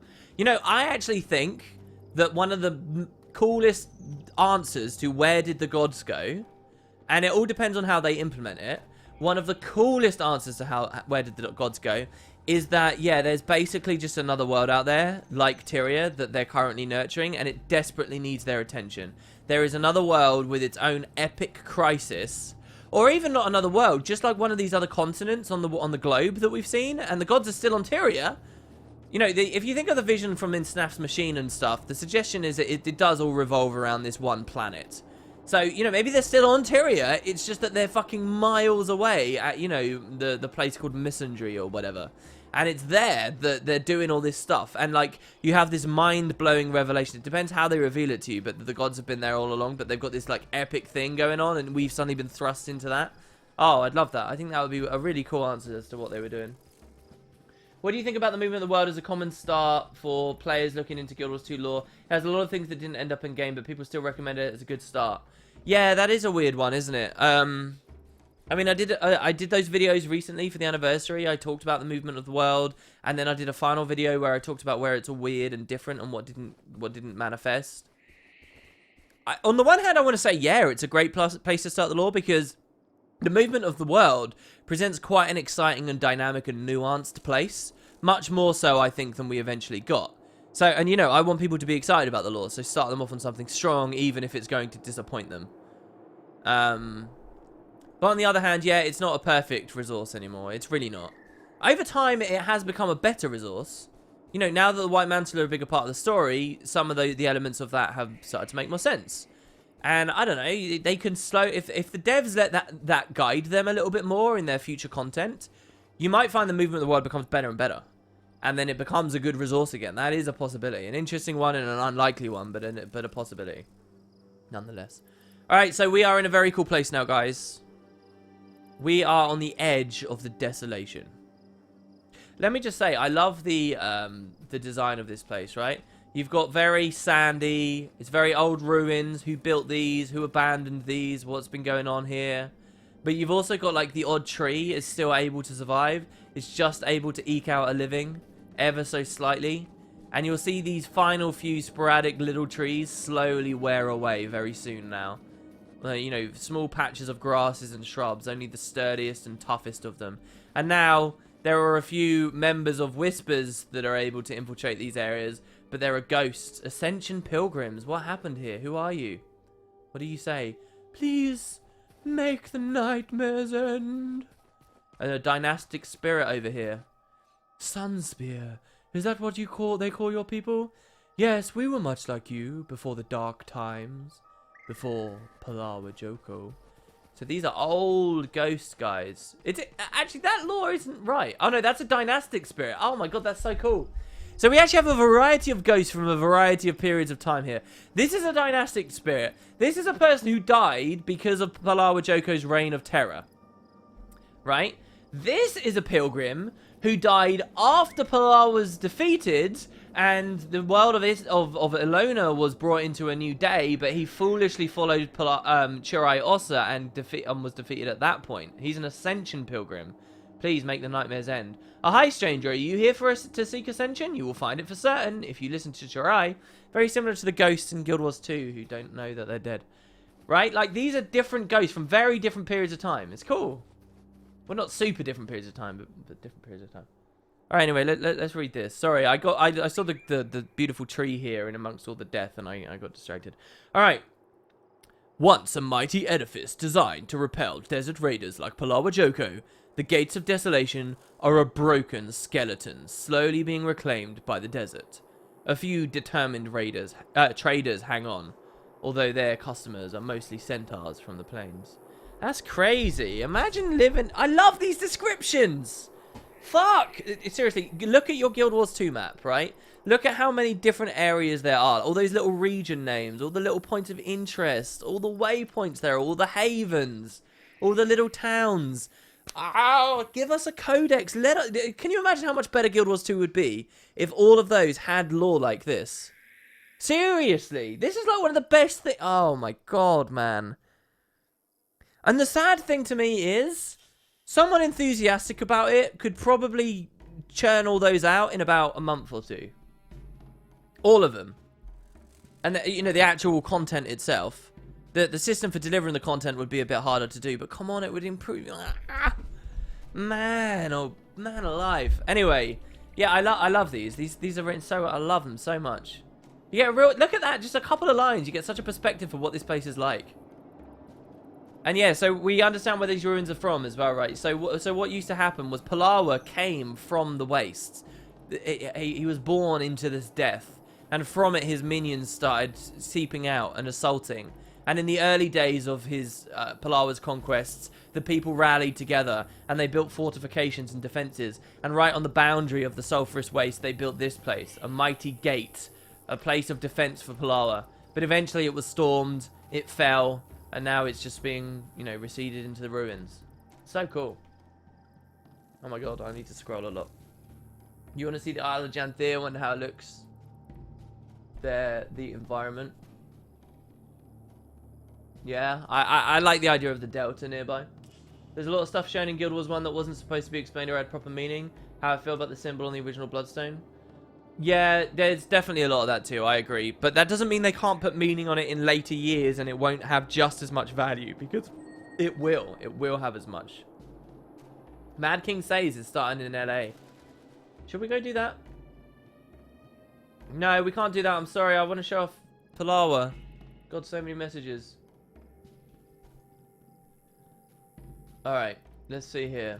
Let's check out Morgan's build very quickly. So Morgan, you guys voted on... Actually, we'll set that up next stream. It's going to take too long. You guys voted on the Warrior Weird thing. Yeah, which is going to take a lot of theory craft. So we'll do that on the next stream. Let's just keep going with the quest here. Sorry, I spent far too long pissing about. Why does your sub emotes have the double prefix? Because I messed them up, basically. I didn't realize that Twitch automatically added the prefix, and I just had to add the thing, because I haven't done it for ages. So I added the prefix myself, and then Twitch added the prefix again. So it's Tato Tato Horse, or Tato Tato Rage, or whatever. You think we need a Lawgasm emote? What do you think of that, Waldir? You interested in that? Request from SCX there?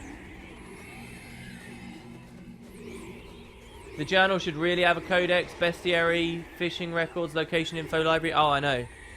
I would, oh my god, I would love to. Love, love, love, love, love. I had so much fun making up my own fan-made bestiary as well. I had so much fun with it. And that was going to be a part of a larger series where I talked about the books, and I talked about the codex in general, and I talked about all that other stuff. And I was going to call it How to Tell Stories Better, because the whole point of that is you can tell a lot of lore, you can do a lot of world building, you can foster a lot of enthusiasm in the community, you can give so much more information to your player base in pretty smart ways, in ways that don't take massive amounts of voice acting, any voice acting, in ways that don't take huge amounts of QA testing, in ways that aren't going to have loads of different iteration. These are such valuable systems that it boggles my mind. We're 4 years on, and they're not in the game. They've not even looked at them. They are such strong systems, especially when they care so much about story. Guys, you know I'm a part of the partner program. I get access to Stage and stuff. And I've watched Stage evolve ever since it was first implemented. Me and Matt, we were the first 2 people in it, for English speakers at least. I think maybe there were some people in other languages. Okay, the first people in it. I know firsthand how desperately, desperately, desperately important ArenaNet find keeping spoilers at bay. Alright? They really care about the story. Okay? Like, internally, with the way that they consider that so much value of what they're doing, all right? Making the story, and that's amazing for me, obviously, and I'm eternally grateful for that. But it just boggles my mind that they can put so much emphasis on it and not do some of the most rudimentary, like, but powerful things they could have at the same time. Anyway, look, that's a whole rant that I shouldn't go into, a rant we've had before. All right, so we centaurs are proud and foolish. We were too busy fighting each other. What is this? Do not step within its bounds. Look, do you see? Those are the very worms Palawa Joko was said to have controlled. Perhaps they hold the answers you seek. Only Palawa Joko knows. But beware the deceit of the undead king. He would bargain with men's souls, promising 3 wishes and granting none, or granting them in ways that only served his wishes. Find Palawa Joko, if you must find a way across the desolation, but beware deals made with such a two-legged devil. Alright, let me just say something, okay? I know a reasonable amount about Palawa. I remember a reasonable amount, but as I've explained in the stream, you forget stuff as time goes on. This idea here of Palawa granting wishes or in bad ways, or telling you that he's going to grant a wish and then he grants none. I think that if I was in the writing room for GW2 and I was looking at re-implementing Palawa Joko, I would love to pick at these very small things like this and extrapolate them into much bigger things. Like, if we're going to meet Palawa in Guild Wars 2, I would love the first thing to happen is he seems like a good guy and he offers us 3 wishes, but then we get none of them resolved. And it happens exactly like that. And you might think, oh, that's very on the nose, but it's not really, because nobody remembers this lore. But what that does then is that creates a lot of hype when somebody points it out on Reddit or something, when they realize, oh, he just promised us 3 wishes, but you'd grant us none. And it's like, oh, they've set it up. And when people come back to Guild Wars 1, they see it all tying together. And that's where the magic happens to me. But yeah, okay, so what? We're gonna seek his help, I guess. This is it, people.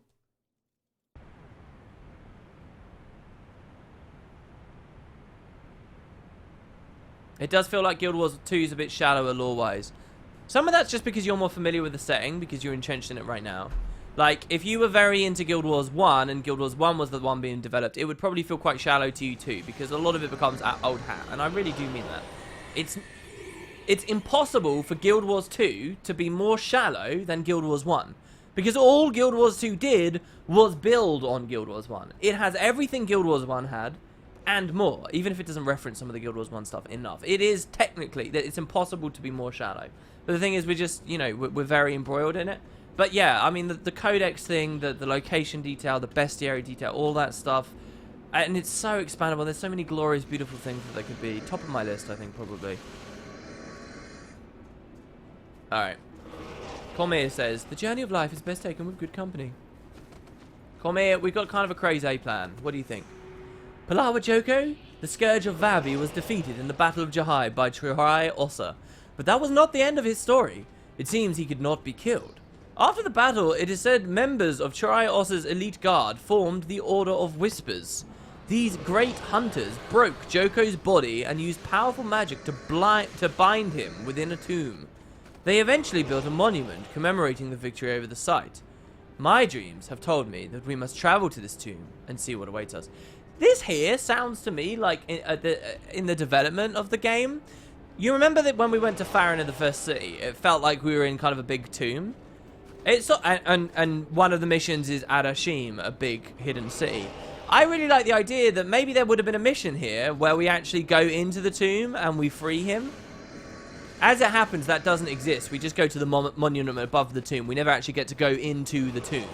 This underground, sandy... Oh my god, it's great. My vision for it in my head is really, really cool, actually. But, in the story, we just kind of release him and it feels a bit weird. So maybe there could have been a mission there. Maybe it's a place we can go in Guild Wars 2.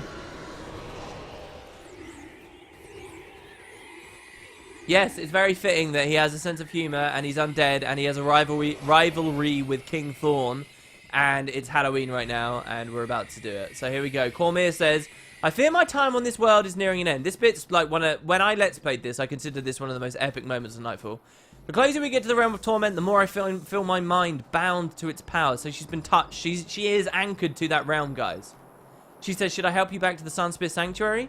This is Gandalf falling at the Bridge of Khazad-dûm, guys. No, Shahai, you have done enough. My nightmares have led me to this place many times. They've kept leading her to the tomb. I can feel Abaddon in my soul, in my mind. I will not let its darkness consume me here. And she goes out swinging. And a torment. Abaddon, what you've just seen there is Abaddon is so threatened by Cormier. This is my interpretation of it, and it is just mine. But that he's so threatened by Cormier, and he's so and he's got into her, that he needs to eliminate the competition. He has to get rid of this devastating threat to him. And she has been banished now. That has happened to no one else. But it's happened here because Cormier is so important. And he knows.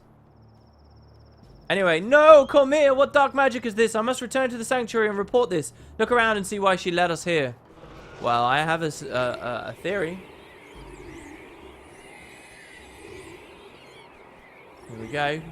The monument to the defeat of Palawa Joko. We saw this before. Do I have to kneel it or anything? Examine. Oh, we just examine it. Oh, alright. To this monument, blah, blah, blah. We already did that, okay? So look at the odd stream on the LP if you want to read that. And there he is. He bows to us. We have released him. See, this should be a mission. Free at last. I can't do his voice. Greetings, mortal. I am Palawa Joko, the Scourge of Vabi. I was betrayed at the Battle of Jahai and sealed away by the cowardly Order of Whispers. It's interesting that...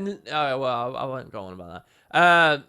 I once commanded thousands upon thousands of undead warriors. Primeval kings were bound to my will. The great worms of the desert were at my disposal. Such was the kingdom of Palawa Joko. I love how casually he talks of this. The awakening of reality freed me. Now I must see to rebuilding my empire. For this chance to rule once again, I thank you. And I bid you farewell. And he proper legs it. He's really quick. Like, he's got, like, super high movement speed. And Zed says, let him run. With his stench, he won't get far beyond my pride. before my pride tracks him down. Dealer Traptail will likely be in charge of the hunt. Let's go meet up with him. Alright, so Palawa just bolts it. Alright. So we're going to head back to the ancestor tree. Maybe it's because you're used to it, but Guild Wars 2 doesn't give you the same sense of being in a place full of history. Again, yeah, it is hard to tell. Is that because you're used to it or not? I agree with you, by the way. I feel like in Guild Wars 1, I'm in a place full of history. You're right. That's a really good way of putting it.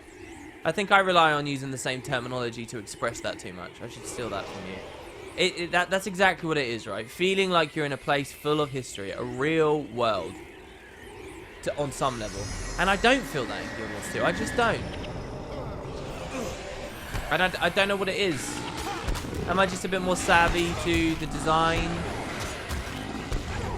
You know, do I not see the Norn as real people in a real world with a real established culture and history, which there are traces of, or do I just see them as filling an MMO niche that needs to be there, the big burly warrior character that people will want to play?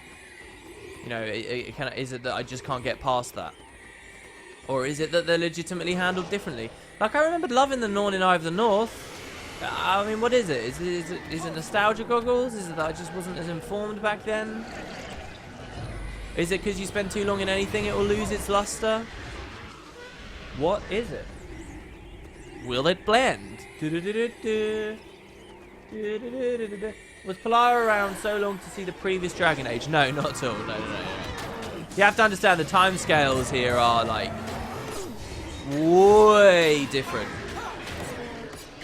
Even just asking that question is quite bizarre when you realise how big the timescale difference is.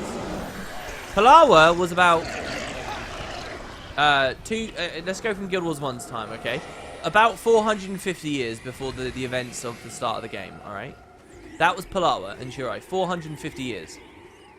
Not even 1,000 years. 1,000 years is when the gods were there, alright? Times that by 10,000 years, enough space for hundreds of Palawa Jokos to come and go. And we have records of the Giganticus Lupicus going extinct. And potentially that being when the last Elder Dragon Rising was.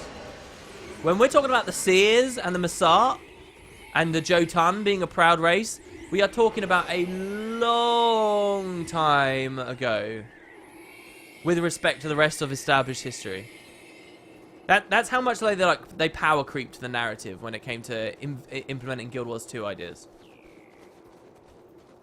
Back in Guild Wars 1 days, all the history was quite local. It was oh my god, this map, Jesus. It was all quite local. Could I have just mapped to the Gates of Desolation and gone down? Jesus. Well, we'll walk through. I like this map. It was all quite, you know, it was within 1,000 years or so. Alright? And what they did in Guild Wars 1 is they just, as like ultra deep history, this idea of mythic history to them back then, right? They just had this little thing in there, oh look, these things went extinct. It was somewhat analogous to the dinosaurs going extinct on Earth.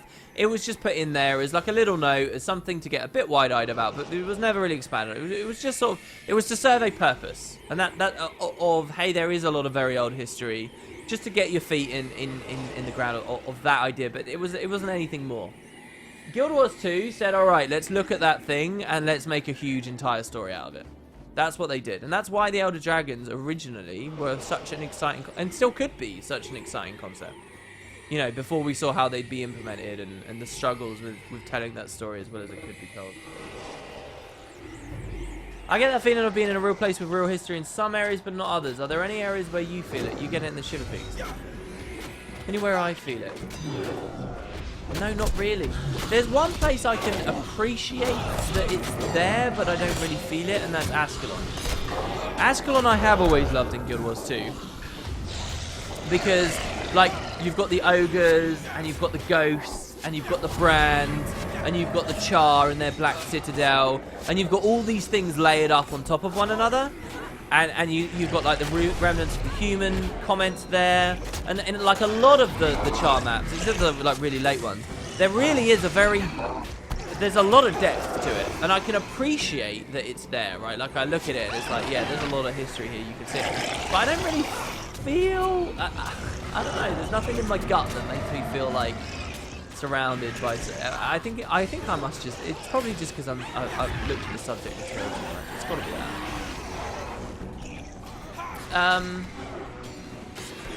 Dry Top made me feel a little bit like that as well. Not like really deep history, but you know, seeing the Zephyrite having recently crashed, but we weren't present for. That's a bit of history. It is history. Seeing the town of Prosperity and the miners there in their cave. Seeing the Leyline cave as well. Like, you felt like a lot of stuff had happened in that area of the world. It was all incredibly local. It was, you know, within just a few years that we're talking. But, you know, like the centaurs that were established there as well. I think I felt it a reasonable amount of Dry Top. I definitely didn't in Silver Waste. And I definitely didn't in pretty much any Heart of Thorns map. Yeah, I don't know. I just don't feel it that much. I just don't. And, like, Divinity's Reach might have made me feel that way, but I think I get hung up on stuff. Like, I don't know, the lore is supposed to be that the humans are only just hanging on, and yet they've got, like, the most grand, epic, fucking fantasy, awesome city that I've ever seen in a fantasy game. Like, seriously. And that's great that they've got an amazing city and that we've got such a beautiful thing in this MMO, and I understand why they went for it, and in a lot of ways I don't regret that they went for it, but it does undermine this story that we're, you know, hanging on by a thread. But, you know, Divinity's Reach could be quite good because you do get to feel each quarter and all the different types of humans that are living there, all the different nationalities. I don't know, I just feel like whenever it's just like pirates, just generic pirates, whenever I see a horde of generic pirates, and like there's some Asura pirates in there, and there's some Sylvari pirates in there, and there's just like endless numbers of them. It's just weird to me. It's like, would there really be that many Sylvari pirates? Like, really? Well, they just seem really slapdash about something to me. I don't know, it just undermines stuff. Would I like to see a class similar to Paragon in Guild Wars 2? No, not a new class. I don't think we need a new class. I'd like to see a Paragon Elite spec. Probably for Warrior is the one that would excite me most. I think Paragon slots into Warrior a lot better than Guardian. For two reasons. One, you've got like the very heavy Balthazar. You've got the color of the skills and the idea of the adrenaline and all that stuff. I think is very in keeping with the Warrior, and I think the Warrior would work well as a Paragon for that. He does strike me as more of, I don't know, because there's some aggression behind Paragons as well that I don't really see, and there's a lack of like explicit magic, right? I mean, yeah, you got the chants and stuff, but all this fiery mystic magic and stuff, which you got with the Guardian, I don't really see. I think the Paragon works really well for Warrior, better anywhere else. But also mechanically, I see a lot of space for it. Guardian, not so much Dragon Hunter, but Guardian already has a lot of space for being very supportive and healy and allowing people to block. And you know, if some of their things were tuned differently, it could even be a reasonable healer. It's just a question of tuning. So the idea of an elite specialization for Guardian that just makes them even more insane healers, it doesn't actually enthuse me that much. But if you did that for Warrior, if Warrior got an elite specialization that pushed them into the support role, gave them lots of healing capabilities and whatever else, I think there's a lot of space for that in a Warrior. You know, that's a distinct shake-up from what Warrior can do. In the same way that Dragon Hunter was a distinct shake-up for Guardian, you could do a distinct shake-up for Warrior by making them Paragons. But I think people would be okay with that as well. Like, I don't know. So, yeah, I think Warrior, Paragon, support-y. I think warrior. Give a warrior a spear. Change it up a little. There's a good link with Kieran going from Ranger to Paragon. Then his relative is Logan, who is a Guardian. I see what you're saying. I'm not that impressed by that link, though. I must admit. Let's be real, support has never been a big deal in Guild Wars 2. It's just DPS, DPS, DPS. I'd love to have more defined roles. See, Sharp 116, I don't... I feel like you're stuck in like 2013. I see people shitpost on like the, you know, the ArenaNet's channel and stuff. You know, there's these people who seem to just live to moan about Guild Wars 2 and nothing else, and they don't ever like update their interpretation of the game. That's an antiquated comment you just made there. It's bollocks. You're wrong. That's not true anymore. It was true for a very long time, and I was well on board with you for a very long time. And generally for open world, that's still true. But open world is designed to be soloed, so that's by design, and that's not going to change. You're not going to see distinct necessary roles in open world because it would make it too frustrating to have to party all the time to play open world. It is not true that there's no place for support. We see significant support leanings, even in some world versus world comps. We see it a lot in PvP comps. We see it in raiding and PvE, which is the logical endgame there. We even see it has a lot of use in fractals, which allow you to just face roll stuff quite comfortably. People hone in on necros a lot. It is not true that there's no roles in Guild Wars 2 anymore. There is a very distinct support role. I think we could get more roles and they could define it even further, but it is wrong to say there's not.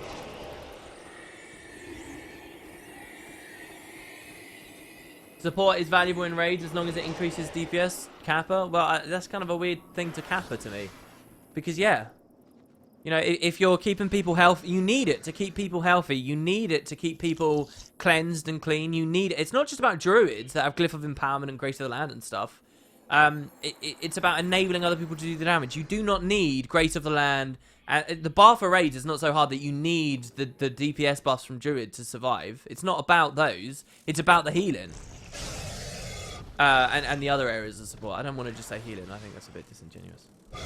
Anyway, I can smell a two-legged walker from 4 miles away. 8 if it hasn't bathed in a fortnight. I can smell you coming from 10. And the other thing about raids specifically is there's even more role enforcement that doesn't exist with builds. People love to shitpost and hone just on builds. It's not true that there's only roles enforced by builds. There's also roles enforced by mechanics. You can have the role of being the guy breaking the cannons at Sabbatha. You can have the role of being the guy that does the arc lightnings at VG. There's that distinction is in pretty much every encounter, and it's different for every encounter.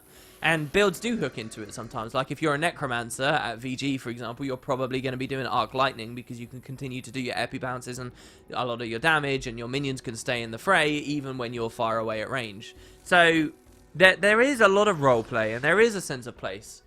It's just people that haven't really played or just want to continue bitching. I'm not saying that that's coming from you in chat right now, by the way, but definitely you see a lot of that on the YouTube channel. Anyway, he says, we have the Undying Two Legs trapped.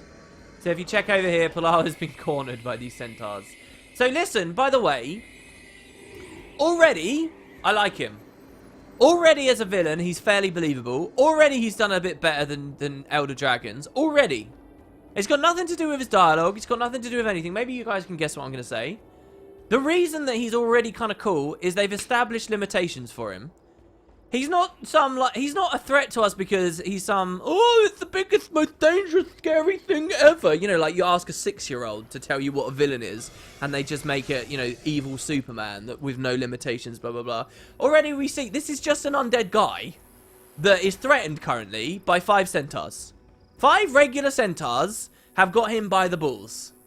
And that makes him relatable. That grounds him in this world. The Elder Dragons are not grounded in this world. This has already done more. Like, Zaitan never... this has already done more to establish, hey, this guy has reasonable methods of being him. Just this, visually. No dialogue, nothing else. Anyway. I can smell a two-legged walking from miles away. 8 if it hasn't bathed. We have the Undying Two-Legged trapped. He was trying to return home to regain his own. Actually, I'll tell you the truth. I am a bit hamming that up because they have also said he cannot die. But at least he can be physically restricted. And we've heard that in 2 places. Here and through the tomb. So yeah, maybe I'm amping that up a bit more than I should. Maybe that's me being a bit too much of a fanboy, losing a bit of objectivity there. Anyway, but it seems being buried and bound for so long has cost him from all of his power. What should we do with him? Alright, I'll watch out for Zed. He can get a little arrogant at times, especially when dealing with two-legged folk. Let me know when you're ready to speak with the dead one. Alright, you're going to get a bit of his voice acting here. You're going to see a little bit of Palawa Joko for realsies.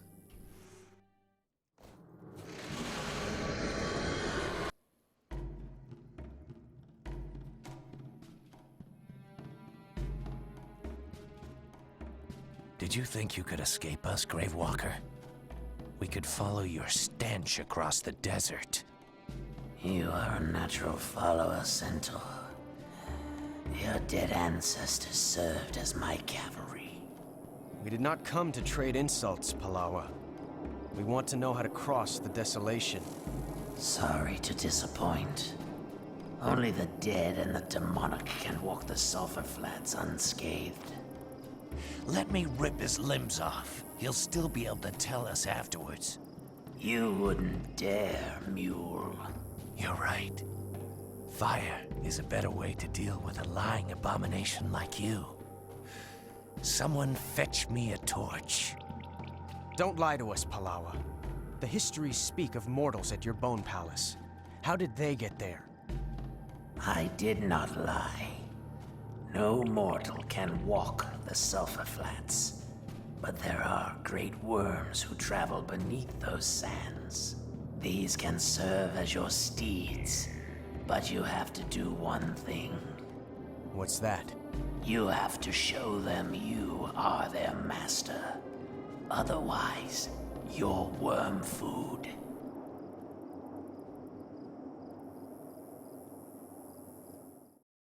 Jesus, sorry about that, guys. My friggin' scene switcher keeps turning on, and I don't know why it's doing it. It's really annoying. Maybe I need to change the hotkey or something. Sorry about the start of that cutscene there. Alright, I've noticed that while I was running, there are a ton of questions. I've never seen Guardian defensive support be useful aside from very niche circumstances and fractals where you want to block scripted heavy hit. PvP isn't another discussion. We're discussing Guild Wars 2 having roles, and it does have roles. Guardian also has, through many situations, had a supportive side to it. But yeah, you're right. Guardian may not have ever done that well in the support role for PvE, and I would agree with you there. And it is a shame, especially it's a terrible shame, actually. And I think you're right to be a bit upset about it, because Guardian was always advertised as the support-leaning thing, right? Like, everything about it, from the way it looked, from the way that it's presumably played, was about protecting people and helping one another out, but sort of in the Guild Wars 2 fashion. And so you get a lot of people who came to Guild Wars 2 and at launch or whenever, and they say to themselves, or they look at that profession screen and they say, I want to be the support guy, I want to be the tank. You know, there were loads of them. I've had countless guildies and people who have wanted that, and they all flock to Guardian. Guardian's the one that they all go to. They all, you know, like ants in a line, all right? And then those people all get salty and have ended up leaving the game, because for 4 years consistently in PvE, that has never manifested. So I'm on board with you, Sharp, for saying, yeah, you know, you can have that opinion that it's never been great for Guardian. That's true. However, you are wrong to say there is no such thing as any roles across the game.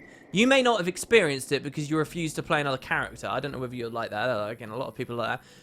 You may not have experienced it because you've not stopped to play the Tempest support, or to play around at least a little with the Ventari support, or the predominantly very powerful Druid support that they've got in there. But those niches are there, and those roles are there, and you cannot get by without accepting those roles, and you sort of do have to update your opinion. You know, you can complain that Guardian's not ever filled that role, and that it's a crying shame, and I'm with you 100%, but to say it's not in the game at all, I think is disingenuous. I hope WP can share his opinion which class would suit Ritualist more. I'm hoping he did play it on Guild Wars 1. Ritualist, I think maybe Rev, because it's got like the spirit theme to it, and it's blind, and it's got that theme to it as well. Also, you'll notice, and I think that's what the devs are doing, because you'll notice as well that every class in the game can summon allies for itself. Let's go through the list. Mesmer, clones, and phantasms. Elementalist, the golems, the elementals. Necromancer, minions. Rangers, spirits. Thieves. Okay, thieves can't. Well, thieves gets Thieves Guild. All right. So thieves, yeah, I will count them. Engineers, you've got turrets, you've got gyros even now as well. Guardians, you have spirit weapons. Warrior doesn't. Warrior can't. Warrior cannot. And then lastly, you have Rev. They added Rev, but despite the fact that so many of their classes, Warrior being the only exception, all their classes have ways of summoning support and adds and things to run around with you. They didn't do that at any place with Rev. Nowhere with Rev does that exist. Not even in a slight place like a Thieves Guild or something. What I think that they're doing is they're leaving space for the Ritualist, which would then have lots of spirits, and then it would play into that. Unless you count the Ventari tablet, but I don't. I don't count the Ventari tablet. I don't know. Maybe my argument's broken down a little there. I accept that. But yeah, I think Rev's a very good one to transition into Ritualist. And if not, I think Guardian's a good one to transition into Ritualist. Guardian's got a lot of old Rit abilities in it already. It's kind of got that bluey theme, I guess. The problem is they're both heavies, and you might want a light to do it. In which case, even Necromancer, I think, would be pretty good. A Necromancer becoming a Ritualist, if you sort of broaden your scope of that word and don't just think about Guild Wars terms, that works quite well, no? And again, they've got an affinity with Undead and the Underworld and stuff. But yeah. Ritualist is one of those weird ones. Ventari Rev is interesting. I heard some interesting suggestions on that last night. I think the idea of it being able to follow people would help a lot, and maybe make it the tablet a little bit bigger. While we have Halloween, are we going to show the Mad King Joko quest that was added near the end of Guild Wars 1? How long have we got? I'll see if I can grab it. So, thanks for helping to fight Varish, the demons, and the undead. But did you need to wake up that smelly undying two legs? Regardless, Mirza told me to give you this and thanks. There you go, cool. So, we're going to be going off into the Desolation next time, guys. Following Palawa Joko. How? Well, actually, he's going to be helping us. He's going to teach us how to cross. So that's fine. Now, let me just go check. Where do we get that quest? It will be from Kamadan. Let's have a quick look at Guild Wars 1 Halloween here, just to wrap things up, guys. If you've got any questions, if I've missed a comment you made in chat, please do spam it. I will see it. So look, everybody gets transformed. You've got Costume Brawl. Oh man, Costume Brawl. I sort of feel bad that I'm not really showing this off. But hey, look, I've got videos on all this, guys. I've got videos. Go, seriously, it's really easy to find them as well. You might think, oh, they're really old, they're buried. No. I've sorted my channel out pretty well, alright? You go to my page, you go to the Guild Wars 1 section, which is really obvious, and you click the festivals playlist, and there you go. You're there. All the videos. You just find the Halloween ones. There's not that many festivals. I don't really know how to find the Palawa one. Basically, it was one of the last Halloween quests they added, and you get to see Gumdrops, the invisible pony, and stuff like that. And they sort of argue with one another.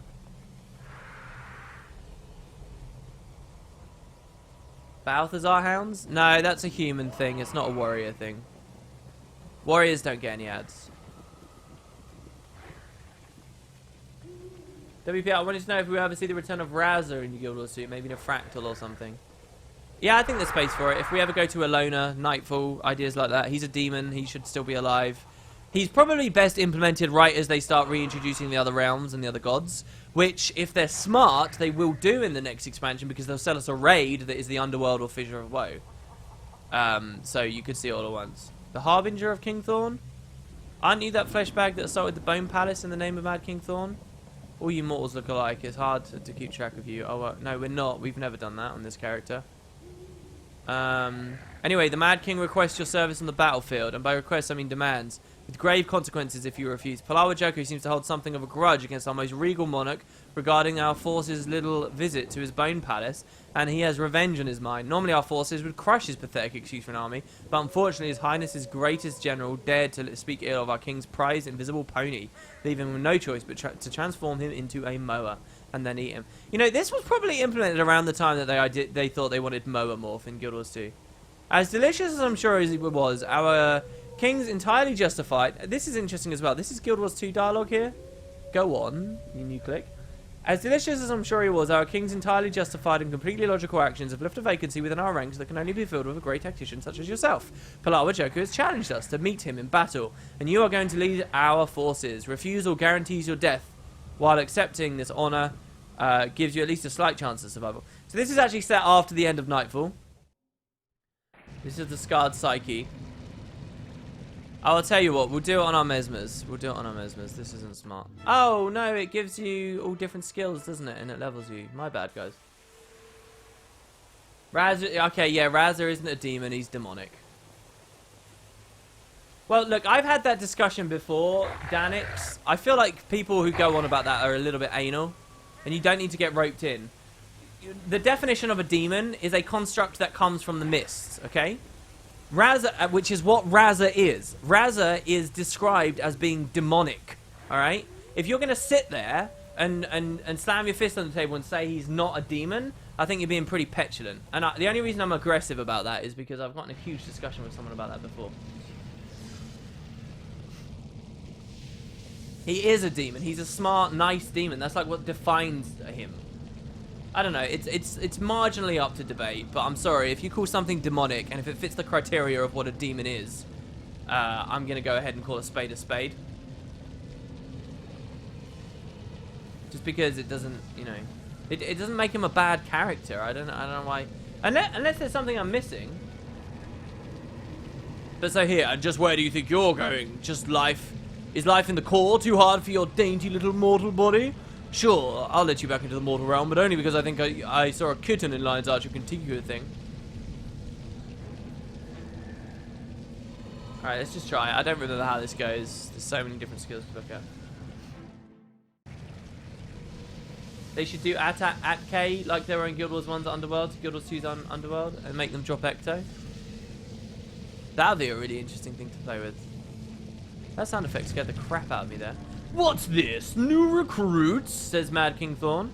Welcome to my mad little corner of the underworld. You're really lucky, you know. People are dying to get in here. Because we're in the underworld.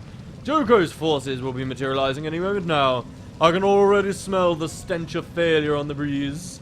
Oh, and one more thing. It's not enough to just beat him. We have to humiliate him. The faster you defeat him, the more pleased I will be. Plus, it's bath night for Mr. Gumdrops, and King Thorn is never late to bath night. He's not really nice. The point about Razza is he's not anything into you make him. Well, Razza is a sort of joke reference to Data from Star Trek, right? And yeah, like he's fully programmable. He's learning. What motivates him is curiosity. He has no pre-established sense of morality and ethics and all this kind of stuff. He is. I'm casting this because it looks like Firestorm, so I'm assuming it will do damage. That's the thing with Razza, you're right.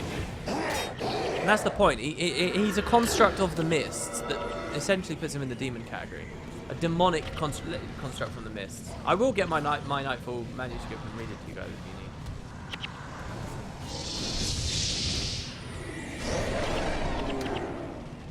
Yeah, Margonites were, I mean, Margonites are a funny category. They are a little bit harder to put in because you might immediately say, like Mithrin did there, that Margonites are not demons. And that's because they're just people that lived on the Crystal Desert and, you know, not too dissimilar from Corsairs and Luxons that may have descended and branched off from their peoples that lived on the Crystal Sea, sorry.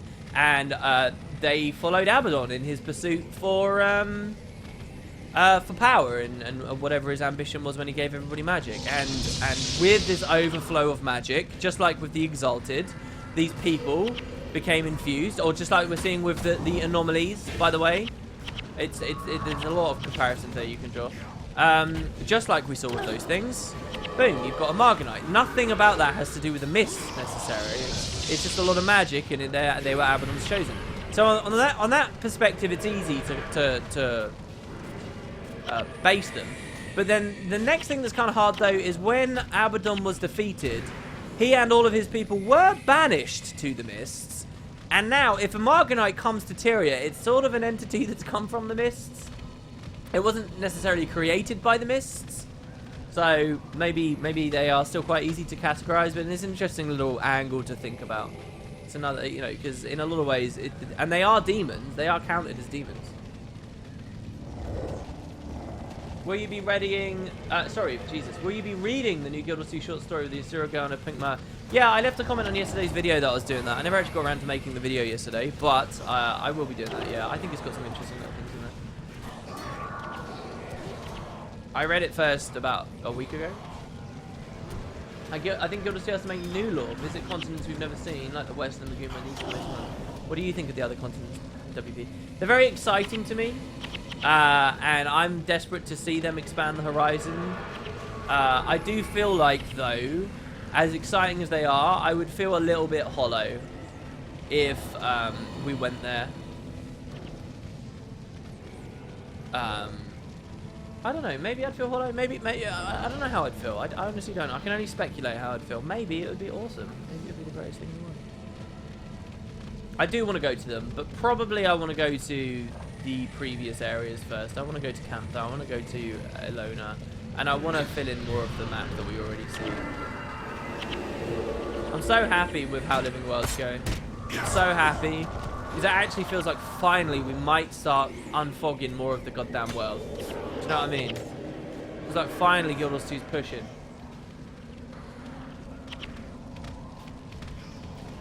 WP, do you think the Lagos race will make a comeback? I do, at some point, and I think it will be epic when they do.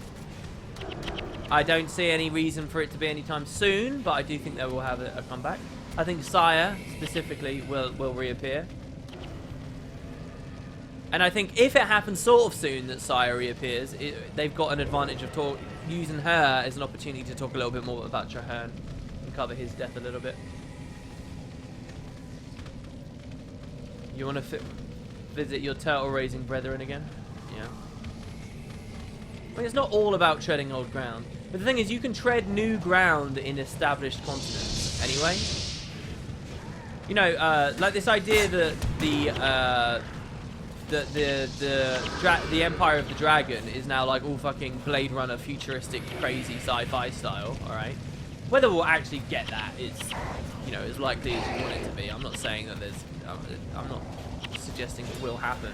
But what I'm saying is, if something like that happened, it's a very good example of how we can tread old ground. I am literally just spamming skills. I'm like, I don't even know, what does this do? Animate candy corn golem. Alright, let's use that. If that were to happen, you've gone to an old place, Cantha, you've got all of its history, you've got the nostalgia there for people, you've got bringing back loose ends and stuff, but also you've infused it with a huge amount of new stuff. Can I have more than one? Oh, we have to exploit corpses for it. Right, okay. Yeah, even last night I zoomed out all the way and I simply marveled at how big the Guild Wars 2 map is, and I'm an MMO vet. Yeah, it's huge. And imagine the day when we could say, oh, you can go everywhere, guys. Imagine that. It's going to be amazing.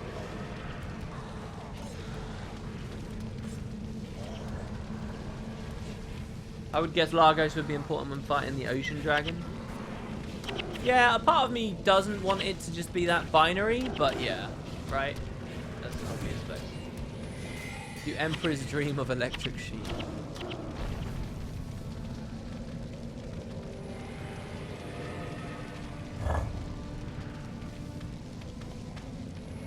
You could see a strange dragon head in Canton slums. Yes, you could, yeah. Yeah, you could. Well, they were called dragon lighthouses, and there were quite a few. Oh, unless you're talking about something else. There was lots of dragon iconography and stuff. This is kind of boring. I don't know what I'm doing. In theory, I should be playing badly, and yet it's still going. I don't know how long we have to do this. Don't we have to spread out or something? Isn't that a way of farming this or something? Oh, wait, hold on. I know what I'm doing. Aren't we supposed to go in here? Yeah, we are. I remember now. We're supposed to go in here and we're supposed to kill the bases. That's how you finish the mission. I'm just sitting here waiting for them to grow stronger and stronger and stronger. Yeah, I remember. People would farm this by like splitting. Yeah, you see this? You have to kill Joko's forces. Yeah. And now I've left it too long. Everyone's dying back at the start. I might get res signal there, but... Well, anyway, there you go, guys. This is the gumdrop. Shittily shown, but there you go. I don't remember that anymore. This is kind of boring. Describes current Guild Wars 2 Halloween. Yeah, for a vet, but If all you've got to do is Halloween, I don't know what I don't know how amazing your account is. Like, I spent most of Halloween decorating. I'm so excited after this stream, picking up that gold that you guys have donated and working on architecture. Oh god, I'm a loser, aren't I? What's happened to me? This is actually a lot like the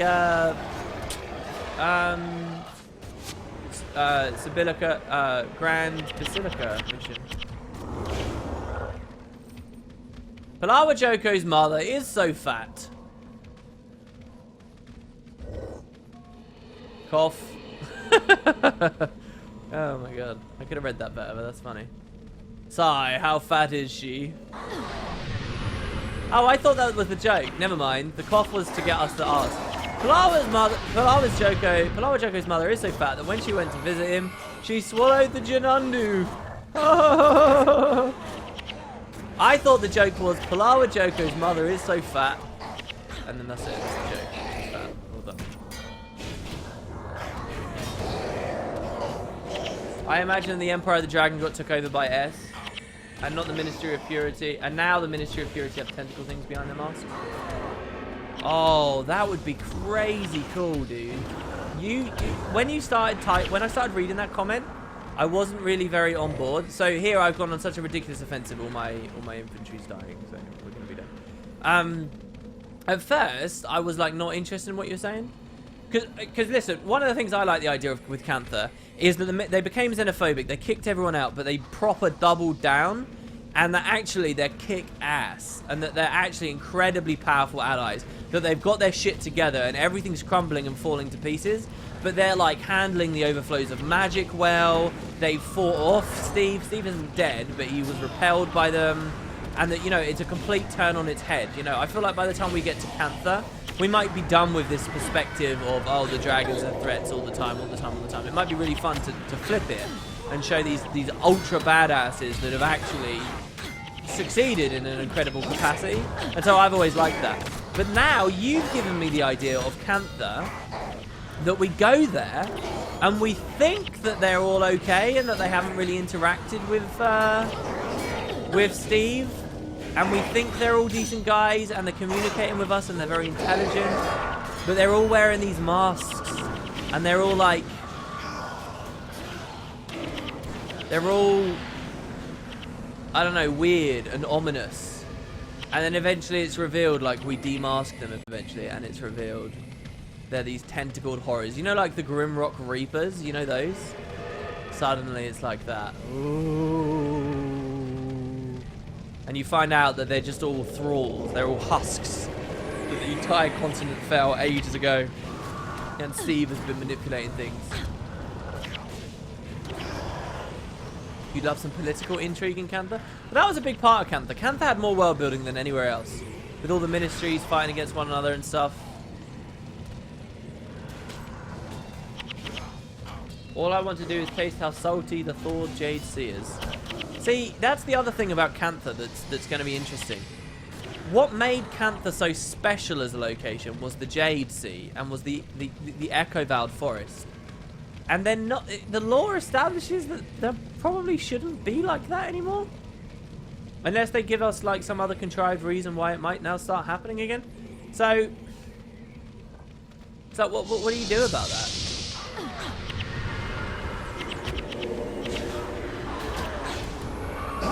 Does our composition actually matter on this? The people I brought in, like, have I brought healers and stuff? So, like, I'm curious, because like, I hear I've got this elite. I think he's like, oh no, I'm a Paragon Warrior. I don't know. Yeah, like, I wouldn't be surprised. What was it that happened? Right, so I've been following the movie, the production of the movie Logan, right? The last Hugh Jackman reprisal of Wolverine. It's after the success of Deadpool. It's going to be R-rated. It's going to be gory, which is what you've always wanted for Wolverine, really. It's going to be really, really cool. I know I've been following and excited about it for a long time. I watched when they put out the casting call that Patrick Stewart was reprising his role as Professor Xavier, which I freaked out and loved. you know, and I'd heard that the rumblings that it was going to be based on the Old Man Logan story, and I'd watched some like leaked pictures from the set showing that he had like grey hair and stuff. And so it was quite well known for a lot of us that this Logan movie was coming out, and that it was probably going to be based on Old Man Logan. And so I'd already heard for ages now what Old Man Logan was, that it wasn't particularly canon, it was like one of the side things, that it was very gritty, you know, that the art was sometimes very pretty but didn't demonstrate the panels very well sometimes, and it wasn't very expressive of the story, that it had its problems. And you know, I'd learned all this stuff about Logan, right?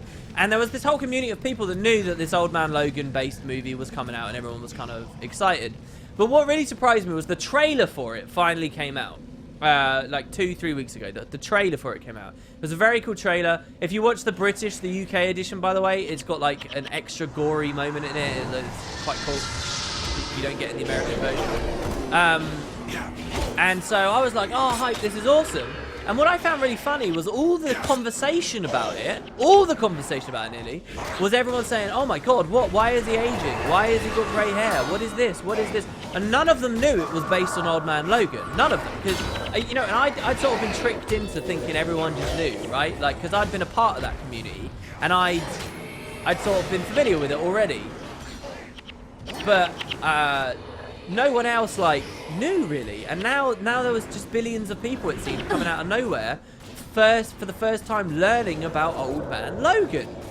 And this really shocked me. And so why am I talking about this with Guild Wars? I wonder whether Guild Wars is going to be in the same position when it comes to Cantha. I wonder whether, I'm assuming everyone knows, oh, the Jade Sea and the Echo Valley Forest have reverted now. They're just a forest and a lake, right? There's nothing special about them, in theory.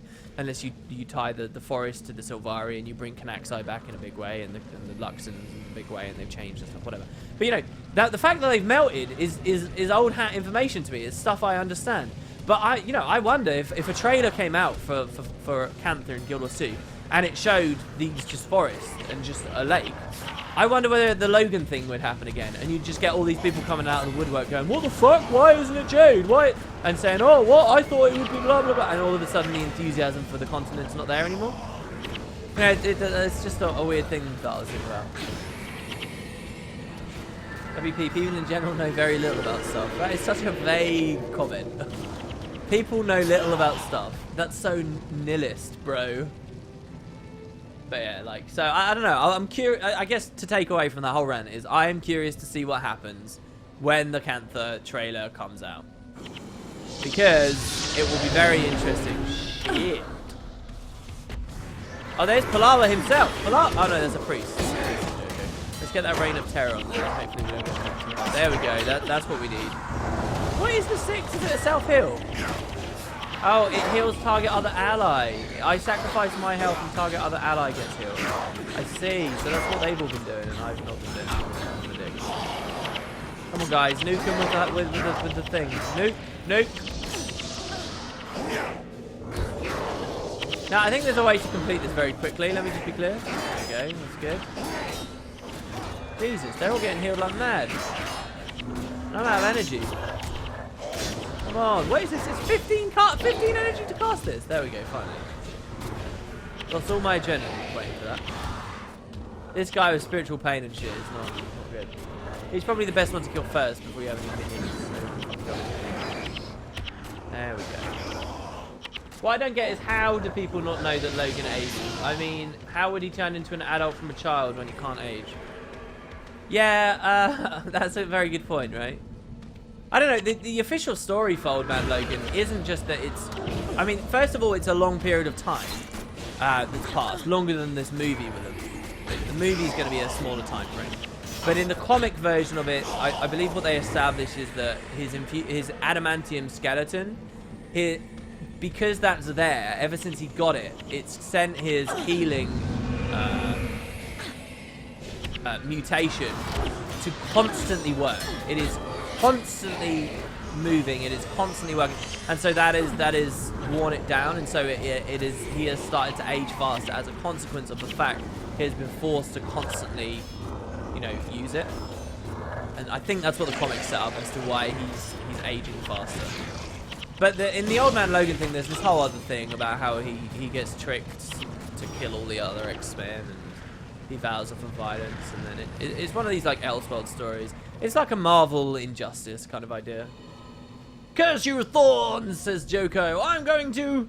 Yes, yes! Flood valleys, enslave nations. I've heard it all before. I'd like to see you try. You'll see. You'll rue the day. Go on, start rueing. This is not the end of Palawa, Joko. Dun, dun, dun. So look, Mad King Thorn was the dude that sort of triggered all this. You know, got Palawa angry. Due to the plague being cured and Shiro being dead, what's so interesting about Cantha? I loved it on Guild Wars 1, but I don't see any new meaning to it unless another dragon goes there or something like that. Yeah, you're right. You're right. There's no afflicted. My vision for Cantha, how they would make it interesting is this. One, I would have like a small side quest or small side story that probably wouldn't be integral to everything, but that is suggestive that someone's actually kept some of the plague in like a room somewhere, some afflicted, like for biological warfare purposes, and now there's a threat that it's going to break out or something, and we will get a little bit of the affliction, just a little bit. But the real links in, I think, is one, this idea of the city. It's an excellent setting. That setting still exists. The giant city, and like the Kowloon, the walled city style, you know, and the Asian influences as well. Very, very great setting. The Shinji Monastery also is a great place still to look back at and see how it's gone. The Ministry of Purity and the Xenophobia is also something I think that they can hook into quite comfortably, as well as the Tengu. The next thing that I would say is, in terms of the Echo Valley Forest, even if it is no longer jade, to stone, this actually gives them ample opportunity to play on what the white... If you guys remember, the Sylvari gave themselves names. They named themselves. They named their factions.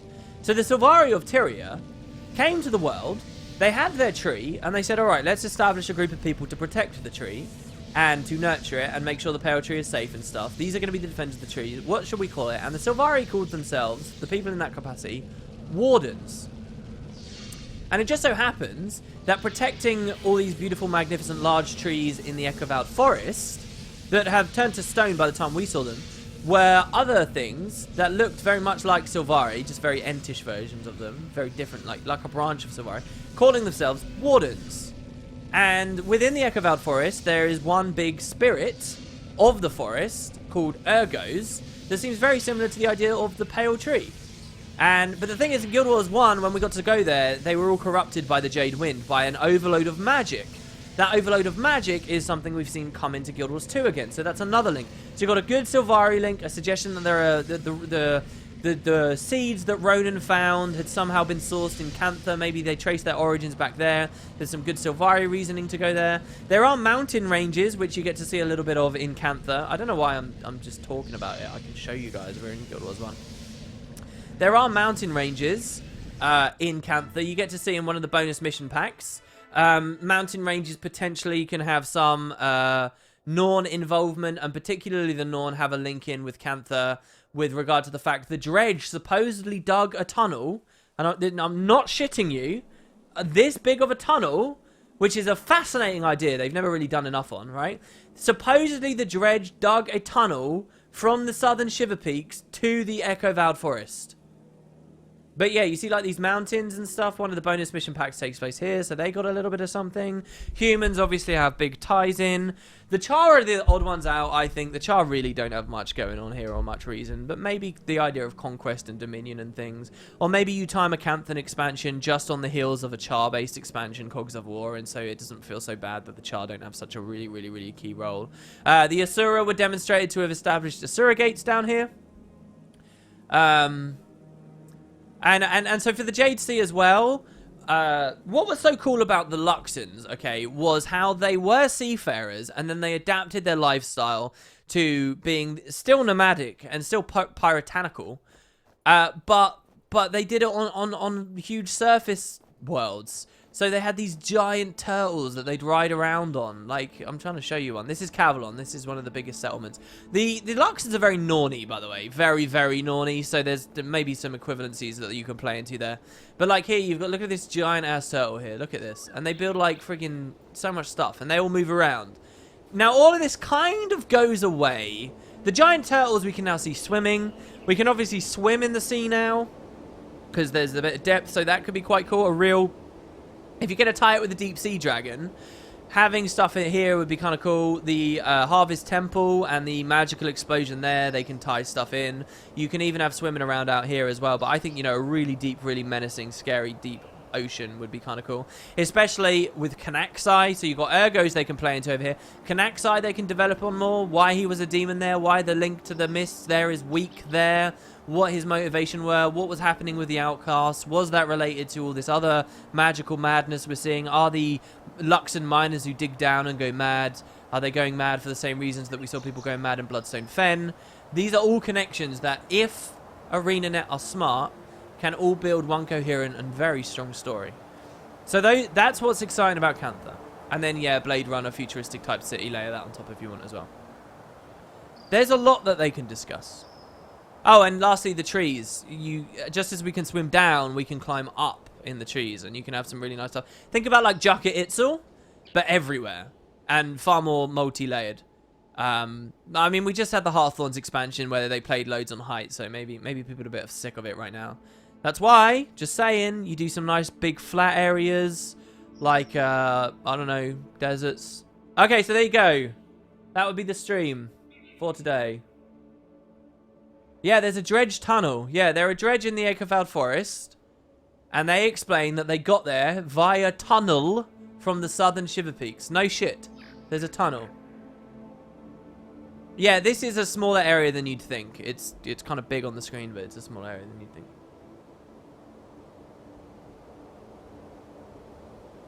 Yes, the Jade Sea is more than just a fractal. Well, we might only see it in fractal form in Guild Wars 2, though, because this is melted. It's melted now. Which does make it much less interesting. But then there were big storms and things that were froze, but I think the storms were just caused by the Unwaking Waters. You know, the Harvest Temple is such a beautiful area, like, honestly. Like, this is a cool idea. This here, and if you see the cutscene, look up the Factions trailer, guys. This place is beautiful. This is really, really, really cool. So, yeah. Well, there you go, guys. That's the stream. Thanks very much for watching. Yeah, a lot of people do forget about the Dredge Tunnel. I think it's pretty cool, though. Because it's so fantasy. It's so crazy, isn't it? That leads us on to ideas of the depths of Tyria and all that other stuff. I mean, imagine if we go to Cantha through the tunnel. We don't sail there. We go through the tunnel. Imagine that.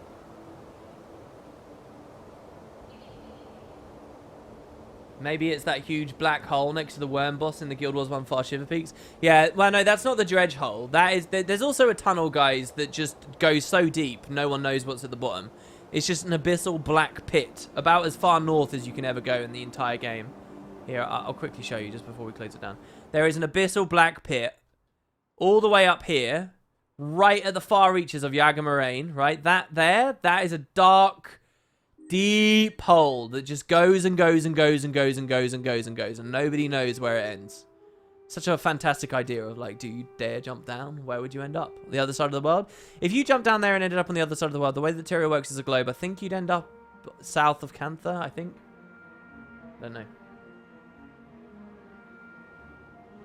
Yeah, if they're going to do that tunnel, though, they have to do it in a way that makes the tunnel feel huge. You know, if they're going to do that tunnel, you know the raft in Super Adventure Box? I'll leave you with this one final epic thought. You know the raft in the Super Adventure Box? You stand on it. It's kind of a very close... The instance is designed in a very specific, very constrained way so that they can get away with this in a very linear way. And this tunnel would also be a very linear way. What I would like to see with this tunnel is, like, it's a long mission where you're exploring and fighting and it's pitch black and you're playing with the lighting, you know, similar to the Silver Waste Cave we found, similar to some of the jumping puzzles. You're letting some of your Living World heroes with you light up the different areas. There are spiders down there. There are dredge ruins. There's lore and stuff, and you're going deeper and deeper and deeper for ages and ages. Ruins of Moria style thing, right? Mines of Moria style thing. You're going and going, and you play it for a lot. And then what you find is a minecart. and you climb in the minecart, or on the minecart, and what they use is that Super Adventure Box raft technology, and the minecart zooms you through this tunnel, and it gives you this, and it goes really fast, and it gives you this insane sense of going really far and really deep, and you have these flashing bright lights whizzing past the minecart as you go. And you know, they just briefly illuminate the minecart every now and then. Maybe you do have things jump on the cart as you're going, and you're fighting a little bit, but you're going and going and going and going, and then the cart crashes or something, right? And then you do a bit more exploring, you go a little bit deeper, and you find another cart, and you go again for ages, and then maybe it happens again, you go on another cart, and then finally the final cart just goes and goes and goes, and it just explodes you out into a bright area, and you are at Cantha. And that's how you're there. And that's how they do it. But, you know, if you're going to take us through a tunnel that is that long underground, you have to give a real sense that you're going very far. And that's your entrance to the thing.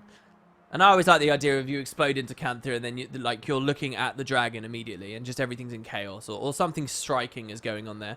I also like the idea of you explode into Cantha on this minecart or whatever the process is through an surrogate. You explode in, you're bleary-eyed, you're looking around, you're like in the Echo Valley Forest or somewhere really iconic. And as you open your eyes, you suddenly just get surrounded by all these things. Let's say it's the Echo Valley Forest, by these things in the trees. And you hear like some weird like fluttery bird noises. And then finally you like get you're blinded by the light and finally you get to grips with where you are and you open your eyes and you realize you're staring down the barrel of a rifle with a tengu pointed at squarely at your chest. And he's like, "What are you doing here?" And then you cut to black, all right? And that's the trailer for Cantha, all right? And they reveal that you can play the tengu in this expansion. All right, there you go. I don't know what the fuck. Finn. There you go. Yes, a Columbia-like reveal like in BioShock Infinite. Yes. Have I just watched Indiana Jones and the Temple of Doom? No, I'm just saying, like that SAB. It doesn't have to be a minecart. It could be anything, really. It could be a friggin' dredge-built gondola, like you see in Halo 2 on some of the levels. Anyway, look. All right, we're done, guys. Thank you so much. Yeah, fluttery noises like. Whoo! Thank you. I hope you enjoyed the streams. And I will see you next week for a couple more. I'm not sure what video I'll be able to get out today because I've got a lot to do. There might not be a video today. Well, we'll see. But cheers. Oh, I'll probably put the Tempest overhaul on WP2. So look out for that in just a few minutes. So cheers, everyone. Oh, wait. Before we go. Yeah, fuck it. I can't be bothered to host. I will see you guys next time. Have a good one.